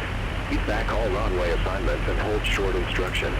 Advise on initial contact. You have information, Papa. Okay, Papa is still current, and the ATIS sounds much better now. That's good. Avia, man, no problem, man. Maybe share a cockpit for me and you. Yes, sir. But I have to bone up on my procedures because you got the real world stuff down good, Avia, man. I'll be scared to fly with you. For real. Sam Olsen, what airplane are we flying right now? We're flying Alaska, my friend. There it is. That is the Alaskan we're in right now. Aviman says, by the way, on cruise, we flew over one of the airports we flew into during the Grand Canyon tour. Yes. Wow. Nice. Anthony Robinson says, Miss Soon, come back. May I go warm up some stewed chicken and pick out the pimento seed there. Enjoy your stewed chicken, Anthony Robinson. Appreciate that, man. Summer 95 says, you're going to need some heavy drinking after this. Yep. Oh, I'm going to need some heavy diving. Oh, I said drinking. My bad. Oh, I'm good, Anthony. Have you flown the IXC 737 Classic Blue? Yes, sir. I fly that all the time. Well, not all the time, but yeah, I love that airplane. I'm just waiting for the update to come up with the FMC, can make the FMC rock solid. Other than that, the airplane is the boss, man. But yeah, I've flown it from time to time on stream too, and it's pretty good. I like it. Definitely. I like it. Mike M says, do a rapid decompression. Not today, Mike. I don't want to kill anybody. I don't want to. Alberta says, I think X-plane is study level. It's worst case you can manage. Yep. Yeah, I mean, look. When I sat in the cockpit of the 7.3, I gotta tell you that, I mean, it was pretty one-on-one when it came to what it looked like and felt like, you know, sitting in a Zebo cockpit. I mean, there was a while back that I did that. What was it, last year? It's a while back I did it, but when I sat in the cockpit, it was pretty fine. I mean, everything looked the same, you know. Now, yeah, it's one thing to say that, but in real life, can you do it though? That's the only thing. But yeah, it was. They're pretty good with these desktop simulators lately, you know. It's just the way they are, man. It's pretty decent, I gotta tell you. It really is truly pretty decent. Yeah, when I got a chance to sit in there, man, I thoroughly enjoyed it. Absolutely did enjoy it. Alright, we are good. Descent is fine. We're coming up on the profile. We are 4,000 feet lower than we should be, but we're fine. We're going to cross 270 knots above 1600 at Batty. That's fine. Let's bring the speed back here. So we're manually managing the speed right now. We just got to watch out, make sure we don't overspeed the airplane. And we're coming up on these mountains here, though. Look at that. Wow. And we're fairly low over them. Rib frames. Okay. Last time I did this, which mountain is this? Is that Mount McKinley? Mount whatever. What mountain is that in Seattle, guys? What is that mountain right there? Inquiring minds want to know. Which mountain is that we're looking at right there? That would be good.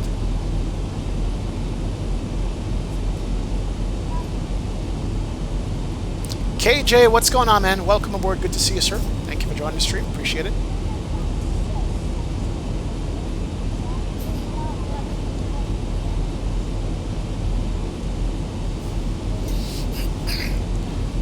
Who knows what that is? I want to know. Every time I pass here, I call it wrong. Mount Rainier, says Mike M. I think it's Rainier. I think it's Mount Rainier. Definitely. RIP frames. Okay, so which is this one then? If that's Rainier, what's that one? Okay, so there's two now. There's you out here, and then there's this one right here. Where are you? That one straight ahead of us. Oh shit, it's in the clouds now. RIP. +6 outside, we don't need any anti-ice, we're good. We might need to bring back the descent rate here. Yep. 1,000 feet a minute. Yeah, let's do that. We'll catch up back to VNAV. 633, min altitude maintained, level 180, traffic 12 o'clock, 15 miles opposite direction, altitude, gauge 17,610 unknown. Gotta maintain 180, Alaska 633, we'll look out for the traffic. Alright, we need to bring back you and actually arrest the descent rate here. 500 feet a minute. We're a little too fast. We need to slow down. So yeah, we got 2 mountains to look at, guys. Wow. Where'd the other one go? Are we overspeeding? Yes, we are. Because the pilot is an idiot. It's manually controlled at 300 knots. Let's arrest this. It's coming back. Fine. We're gonna amend to 1800 anyway. Alright. Catching up the VNAV. We're gonna stop at 18 until he gives us clearance to go down. Here's the speed coming back. Good. Good deal. Alright, so let's hit the VNAV. Fine. Speed's gonna come back anyway because we need to be at 280. 633, traffic now 12 about 4 miles opposite direction. I got traffic on TCAF, Alaska 633. 633, maintain visual separation from that traffic, descend by the Chin 3 rumble. We'll maintain visual separation. We'll descend by the Chin 3 arrival, Alaska 633. Alright, let's see. We're coming up to our above 16 here. Then below 15, then 12 at what is this? Arbonne. We're gonna be at 12 at Arbonne. So let's bring this to 12, and we can maintain our descent. We're on the VNAV path now, so which is good. All right, speed's coming back nicely. Coming up to transition altitude there, and let's go ahead and hit the button 3014. We gotta hit it on this side because we have an all disagree. There it is. Fine, and we're good to go. Dodge 2 mountains. That's the Cascade Mountain Range, says Mike M. Nice, man. Rainier to the returns, says Avia Man. Rainier and Adams. Reindeer, says Loaded Compact. Wow. Euromania, what's up, man? Welcome aboard, sir. Good to see you on stream. Appreciate it. Brian says, I spent 2 hours flight safety A320 at Stapleton. A humble night and day difference. Wow. Nash, how do you pronounce your name? National, what's up, man? Welcome aboard, sir. Thanks for joining the stream, man. Appreciate it. Thank you all, guys who are new to the chat, man. Welcome aboard, man. Thank you for hitting the subscribe button. Thank you for hitting the like button. Appreciate you guys hanging out here. Thank you so much for all you guys do and hanging out with us. Welcome, welcome aboard, man. Good to see you on the stream. We are descending into Seattle here. These guys can... Oh, look at that screenshot. 33, connect Seattle, approach 125.6. Over to approach 125.6, Alaska 633. Alright, 125.6, I gotta check in with the weather and my altitude and all this good stuff. So, it is ATIS, what did I say, was Papa. Seattle approach, Alaska 633, descending by the Chin 3 arrival with Papa out of 16,000. 633, Seattle approach, Seattle altimeter 3013 now, Quebec current, expect visual approach, only 16 left is best, Quebec. Expect 16 left, 3013 will get Quebec, Alaska 633. 3013 with Quebec, so that's change. And he says 16 left, so yeah, we screwed up. We gotta go back to 16 left. We didn't screw up. All we gotta do is put in the right, correct frequency for 16 left. 16 left is what we had first. Let's do that. First and foremost, we need to just put in here 164 course, 110.3 for 16 left. So 110.3. That's fine. Course is set. What do you want? Drag required. Alright, fine. Let's get some drag in here. Now, we should rejigger the FMC for 16 left. Hopefully it doesn't screw us. Let's go arrival here, Take off 16 center, make it 16 left. Execute that, and I think we're going to be good. There we go. We changed it, so we're fine. So if we go to the init page, flap 3149, 110.3, 165. All right, good change. 1,000 to go. Nice airplane. All right, cool. We're on the profile. We're on the speed. 16 left. We're going to do auto brake. 2 on the landing. Rip frames. Drizwecki stuff is loading in. We're coming up to 10. We'll turn on the lights here shortly. So everything is moving quick and fast all of a sudden. That's how it goes, man. Definitely. Summer 95 says, I got the jump seat pre-95 on a 737-400 from experience. I believe some of us might land a real bird, but not in weather. Yep, I got you, man. I asked you what your present heading was now. That's the cast. 274. Saya, what's going on, sir? Welcome aboard, man. Good to see you on the stream. Appreciate it, Saya. Welcome, welcome, welcome, man. All right, why aren't we descending via... Say again? Are you able to say wins or loss? On a right. Alright, I'll give you a heading at 290. That should have taken you about 7 to 10 miles to the west. Let's hit the VNAV again. So your assigned heading was 290. Start our descent here. At 330 or anything greater than a 290 there? Somebody's getting ripped at. Flying about 300. Alright, your assigned heading was 290. No problem, Ricardo. Thanks a lot, man.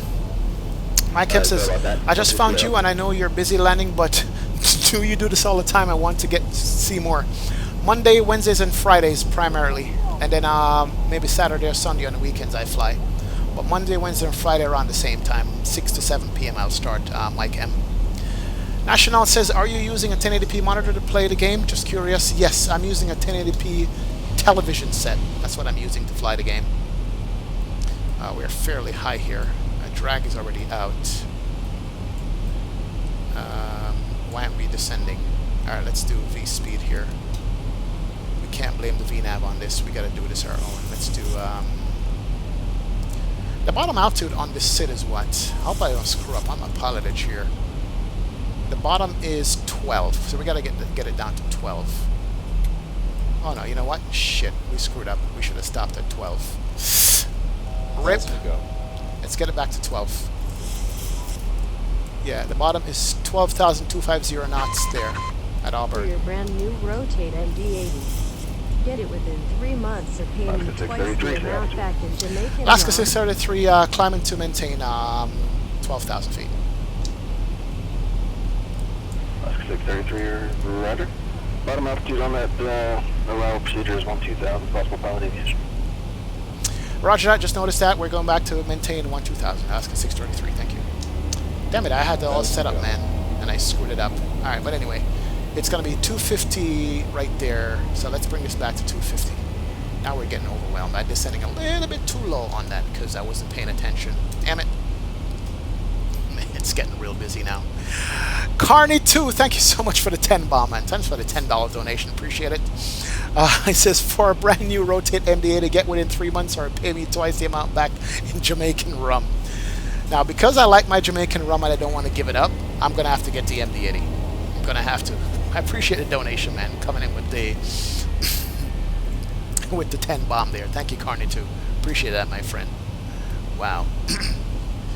Oof, I'm sweating around here. It's getting busy. All right, we'll maintain 12. Lights can stay off. 250 knots in the turn at Auburn, which we should have paid attention to. I was following the VNAV path here and didn't realize that I already had the bottom altitude set. I did call it out that we should remain 12, and I didn't. Wow. Look at the city! Oh yeah. It's gonna be nice. So we should fly past downtown, I think. My frames are tanking right now. Alright, we're gonna maintain that. Right there. We're good there. We're gonna go down when airport should be probably dead ahead, I think. Over here. We're gonna make a right turn and go. Yep, there's the airport right there. Right and go downwind. Flight Sim Mega, thanks a lot, man. Need to sleep now. 3:10 a.m. Happy landings. Wow, man. Thank you so much for staying up this late, my friend. Appreciate it. Thank you, thank you, thank you. Can you fly the A320 on JetBlue on Friday? Onyx says there's no A321 yet, Onyx, that we can fly, my friend. That's why we haven't flown it yet. National says I'm loving this. Thanks a lot, man. Appreciate that. Appreciate that, sir. All right, so there's the downwind turn. What happened to my ortho out here? Rip. Okay. All Alright, we can stow that and actually arm it for now. There we go, that's armed. And we're maintaining. We should be able to look at the airport out the window there off to our left. Should be right there. There she is. There's the airport. So we're going to go to downtown and come back, which is going to be a nice approach. Alaska 633, tax approach 133.65. Over to approach 133.65, Alaska 633. 133.65. 120, connect Seattle approach 121.4. There we go. 121.4, 120. So there's our field. And approach Alaska 633, 12,250 knots on the Chins 3 arrival. 633, Seattle approach, flight break heading to maintain 4,000, vector vision. Present heading to 4,000, expected visual, Alaska 633.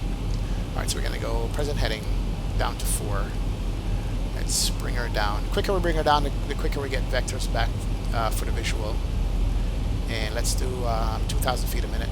Now we're going to actually bring out the speed brake. We want it to slow down as quick as possible there. Air 53120, Seattle Center, good evening, the Astoria altimeter 3021. Wow, there's Seattle Airport. Nice airport by Juzwecki. I think this is his best airport that he did. The terminal area is so nice in this. Alright, so we're going to get the visual. We're going to fly the visual. We're going to make sure it works for us. Rep frames. But look at that. Look how beautiful that is coming in here. John! What's up, Mr. Ennis? Haven't seen you in a while, man. Welcome aboard. What's going on, sir? Welcome, welcome, welcome. Somewhere 95 says deep breath XP. It's okay. This is how we learn. And E now is back. Let's go ahead. Get some water there. So we're descending. We're minting the 250 knot. That's fine. I noticed yesterday on my flight on Southwest, they didn't extend the leading edge flaps until like really late. So they came in with a good deal of speed. I'm going to bring this back to 210 in the meantime. It's not going to drop to 210 real quick and easy, but I want to make sure that we're in decent speed here for the turn left in. No, downtown should be ahead of us here somewhere. No? Did I miss it? Or was it south of the airport? One of them, Boeing. Oh, there it is. There is downtown. There she is. So we're going to be seeing that coming back because we're going to turn around and come back. Man, the frames suck here. Everything is loading. Jesus. Wow. Rip. Alright. 2,000 feet a minute. Descent rate is pretty steep here. Let me go ahead and keep that going. That's fine. We can always slow down once you get to where we need to get to. Why is my frames lagging like that? Alright. We'll be alright. We'll be okay. It's an overcast day, so we can't get to see downtown clearly. I wish we could. But there's Seattle downtown. Now, Orbix has a scenery for Seattle now also. It's not only Juzwecki, but Orbix scenery covers the entire Northwest, which is pretty awesome. I wonder how it compares to the Juzwecki scenery. Wow, look at that. It's pretty sweet. So I'm wondering how Orbix's scenery compared to Juzwecki, man. I would love to know that. I'd absolutely love to know how it compares. You know what, I need to stop spamming views because now we're frozen. Yeah, the Orbix scenery should be pretty nice too. Alright, let's stay in the cockpit. 633, turn left heading 260, descend and maintain 3,000. Left 260, 3,000, Alaska 633. Left 260, 3,000, 260. Alright, here we go. Alright, at some point, let's arrest this descent rate here. Oh, we're still below the glide, so once we get above the glide, below the glide here, we're above it, we will arrest the descent rate there. So here's a turn back. Oh, here's an airplane right here. Wow, there's a plane right there, a GA plane. Where's he going? Oh, that's pretty sweet. Wow, that's nice. He's flying like above the highway. Come on, frames. Ah, crap. Never had this much bad frames here. Alright, let's bring it to 1,500 feet a minute. That will get the speed back. Or actually, maybe 1,000 feet a minute. It's even better. That will bring the speed back here. Alright, so speed's coming back. We can go flap 1. Got a flap schedule on this. We can go flap 5 up to what? 250 knots. Let's do flap 2. And let's put these bad boys in and arm it. There we go, it's armed. Alaska 633, turn left heading 190. Left 190, Alaska 633. Air 120, advise me of the Astoria weather and approach cost. Alright. 190 on the left turn, there we go. And we can arm the Loke here. We know we're going to get the visual, but we'll arm it anyway. God, I just want to spam these views. There's downtown Air area. 120, proceed direct to Zinke. Alright, there we go. So we should be picking up the localizer here, but he said we're going to get the visual, and there is downtown. Oh, so sweet. Alaska 633, turn left heading 180, airport 12 o'clock, 15 miles. Left 180, we're looking for the field, Alaska 633. And Alaska 633 got to field of sight. Alaska 633, visual approach runway 16 left, sky tower 119.9. Over the tower 119.9, clear for the visual, 16 left. 119.1. Oh, 119.9er he says. 9er, here we go. Cool beans. A lot of frequency change. Alright.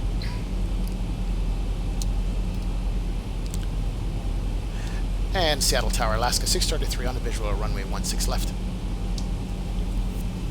Alaska 633, Seattle Tower, good evening, 1303, runway 16 left, middle line.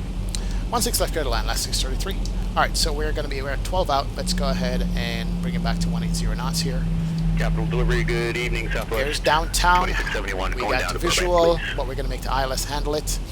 Let's go ahead, peek out the window as quick as we can, look at the downtown area. Oh man, look at that. Got the stadium too, got the wharf, got everything in the view here. Oh yeah, I'm doing the wrong thing. I should be flying here. But no. We're not flying, we're just looking out the window. Because this is what we do.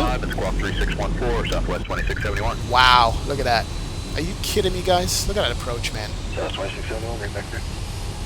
What stadium is that? That is the CenturyLink Stadium. Alright, we are 9 out. Speed is 180. We can arm the ILS here. Let's do the approach mode. That's good.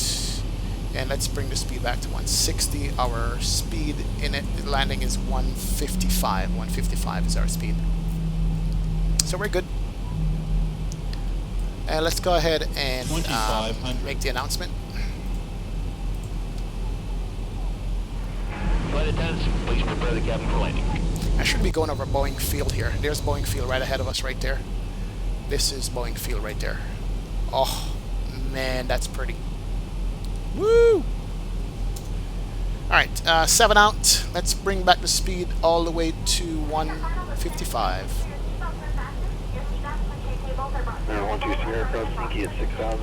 Let's go flap 5, flap 10.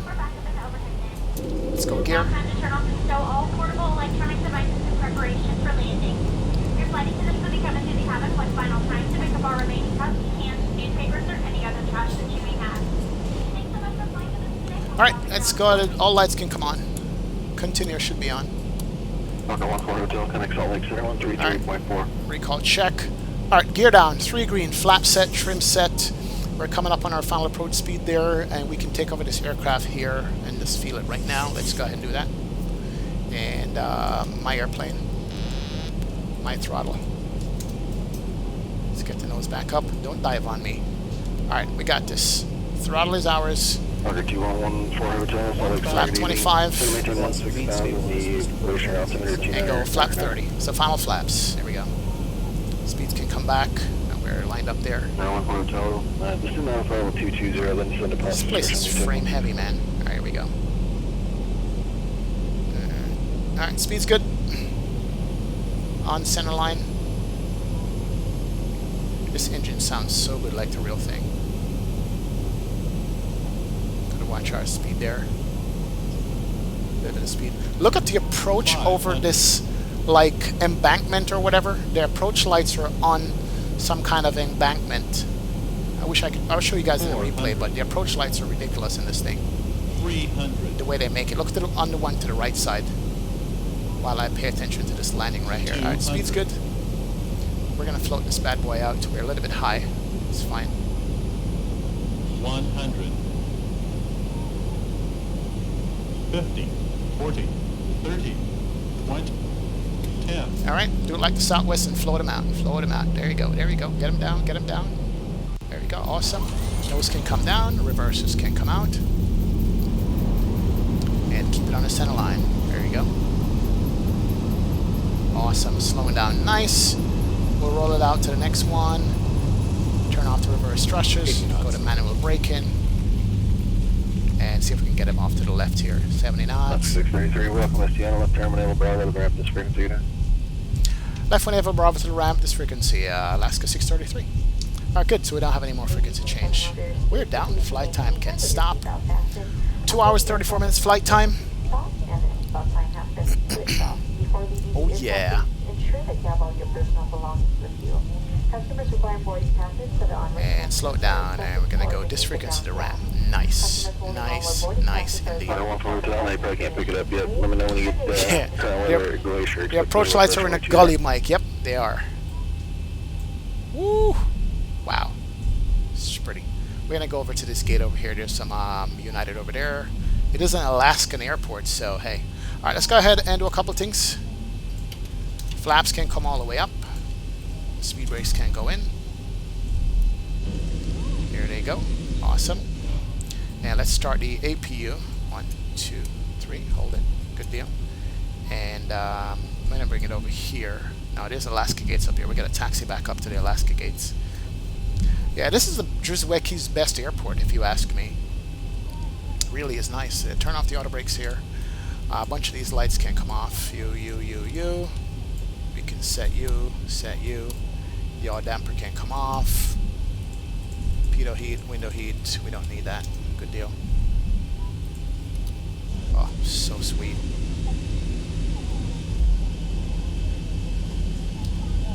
Alright, slow down the taxi there. Alright, we're good. Alaska's all the way up there. We're going to take one of those gates up there. Not sure he's got auto gate on this thing though. We'll turn off the terrain radar too. That can come off.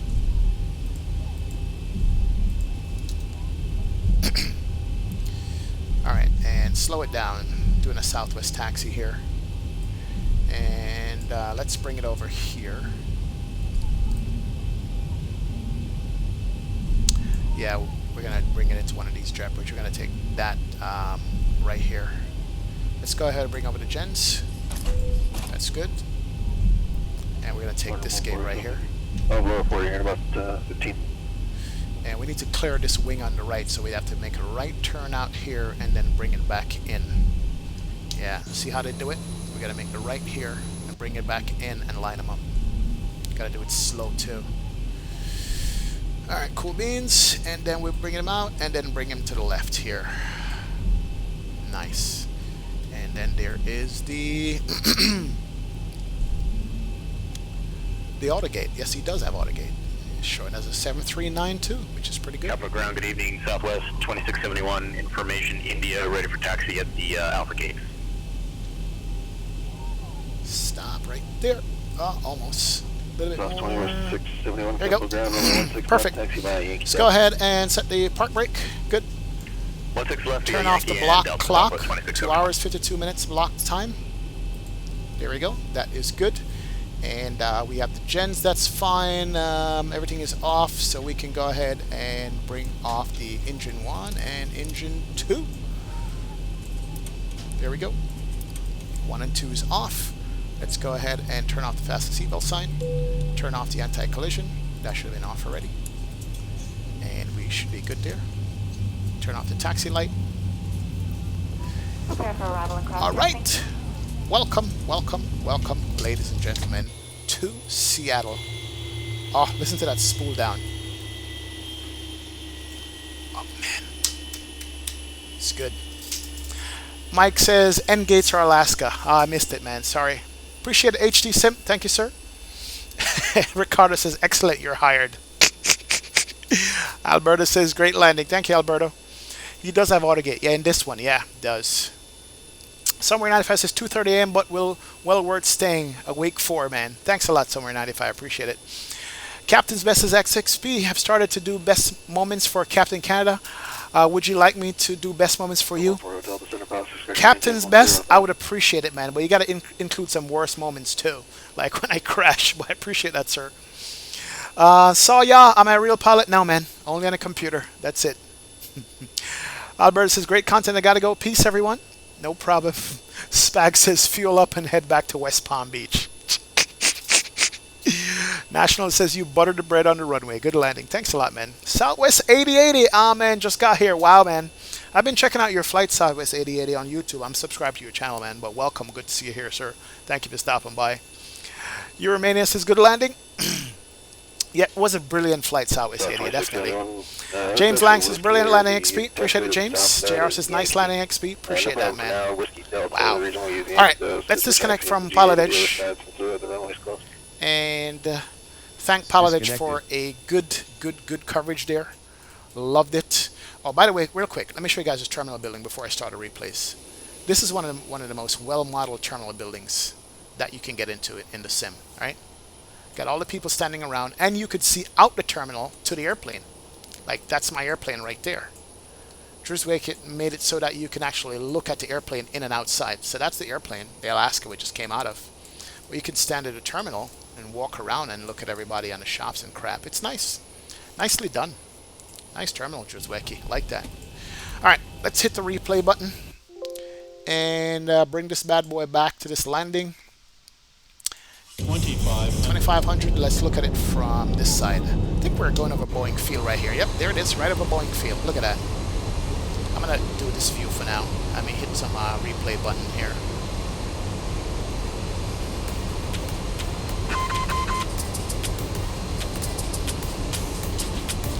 Oh yeah, look at that. So nice. Right over Boeing field for this landing. Different replay view tonight, guys. Hey, Captain's Best, thanks for subscribing to the channel, man. Appreciate it, sir. Welcome aboard, my friend. Thank you so much. We went over all the grounded MAX 73s on the ground there. Coming over that one. I'm gonna do this replay right here. I've done one like this before. There's a little drop off. Look at the terrain around here. It's crazy how this terrain is. Let's do that one right here. We'll do this. Mike M said the highway is the I-5 freeway runs full length of the west coast of Mexico to Canada. I didn't know that, man. Awesome.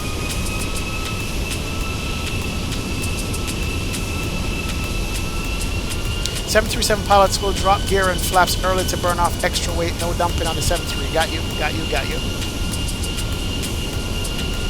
Yeah, Seattle does drop frame rates, though. Definitely does. Somewhere 95. Love that. It says, fucking brilliant, man. Definitely. Rest, yeah, you're back in time, Rest. German, you have auto and your sim no look so clean. What do differently? I'm broadcasting in 60 FPS, man. 1080p. 60 FPS, that's what I'm broadcasting in. Chris Lewis says, good timing. There we go. Hold it. Oh, sweet. Nice. Alright, let's run it back to some wing views here. Wow, yo, this terrain is so nice to look at coming over. Alright, let's do it from the right wing there. Hey! Trump, how do you pronounce your name? Trumpetaz8. Oh, wait, thanks a lot for subscribing to the channel, man. Appreciate it. Trumpetaz08 is here. Thank you so much for hitting the sub button. Appreciate that, man. Welcome aboard, man. Definitely. So what was my final landing rate? I didn't see that, actually. Let me end Project Fly here real quick. Complete the flight. That's good. Yes. I didn't even see my final landing rate, what it was. Somewhere 95 wind. He predicted 216, and I got somewhere in the vicinity. All right, good. I'll take that. I'll take it. There you go. Not bad. Look at that wing flex. It's pretty good. Thank you, CJ. Thank you, Avia, man. Onyx Castro, thank you so much. Says great landing. Appreciate that, sir. True. E now says do Seattle to Portland. Yeah, short flight, right? All right, let's check this from the other view. Yeah, look at the terrain, how it drops off, man, in Seattle. Druzwecki did a nice mesh for the area where it just looks so good. He really did.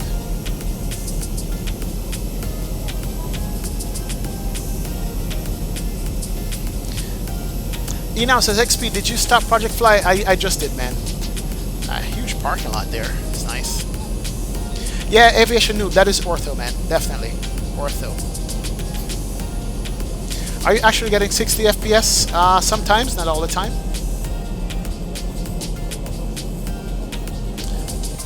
No problem, Southwest 88.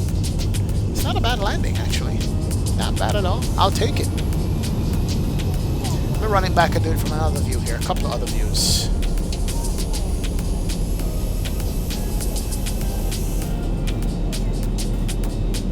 Let's do that one there.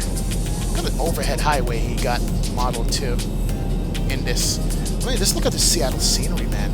Holy crap, that's pretty good. Wow. It's pretty nice. Yeah, that's pretty low over that building too. Boeing. That's a huge ass parking lot, right? Landing rate don't work with Project Fly. It used to work. I don't know, man. Project Fly is killing me right now with this landing rate thing. I gotta update my UI PC or whatever it is. Not bad, not bad. Oh, they were all the way back up here. I see. End gates that he said. That's where Alaskan Airline is. I didn't make it all the way back here. I stopped like down here somewhere. I see. Okay, so they have the entire south side of the south side of the north side of the airport. All right, let's watch this one come in with downtown in the background. It's pretty nice, and the wharf over there. This is the Druzwecki, Seattle, man. Downtown and airport all in one. Get your new hardware ready. Can't wait to do an East Asian flight. Thailand, Malaysia, Brunei. Damn, I'm coming in fast on this one. Holy crap. That looked fast. Correct, correct. A little bit of float. Get her down, get her down. There you go. I'll take that. Butter. Yo, that approach looked real fast. Look at this one more time right here. Enow said there's a scenery that I should get. Which scenery is that, Enow?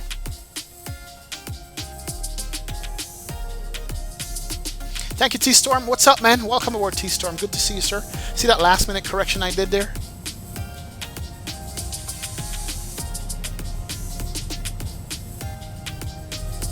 Bring her down, float her out. Nice. Big plane. Nasha, you're gonna join Discord? Okay, good, man. Cool beat.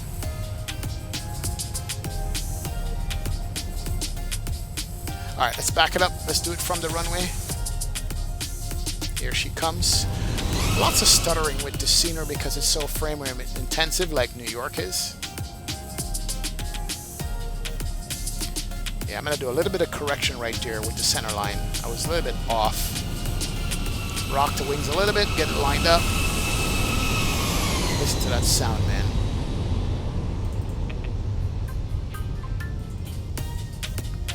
Float, float, float. Get her down, get her down. Yeah, nice. Float a little bit too much, but I'll take that. And correct for the center line. Not bad. I want to do one more for you guys. And we're going to call it a night. I appreciate you guys hanging out with us. Appreciate you stopping by, checking out the stream, checking out the channel. You guys are the best, man. Definitely. Oh, it's the airport textures. Okay, I got you. You know, appreciate that, man. You reckon it's better than Mr. X's? Oh, okay.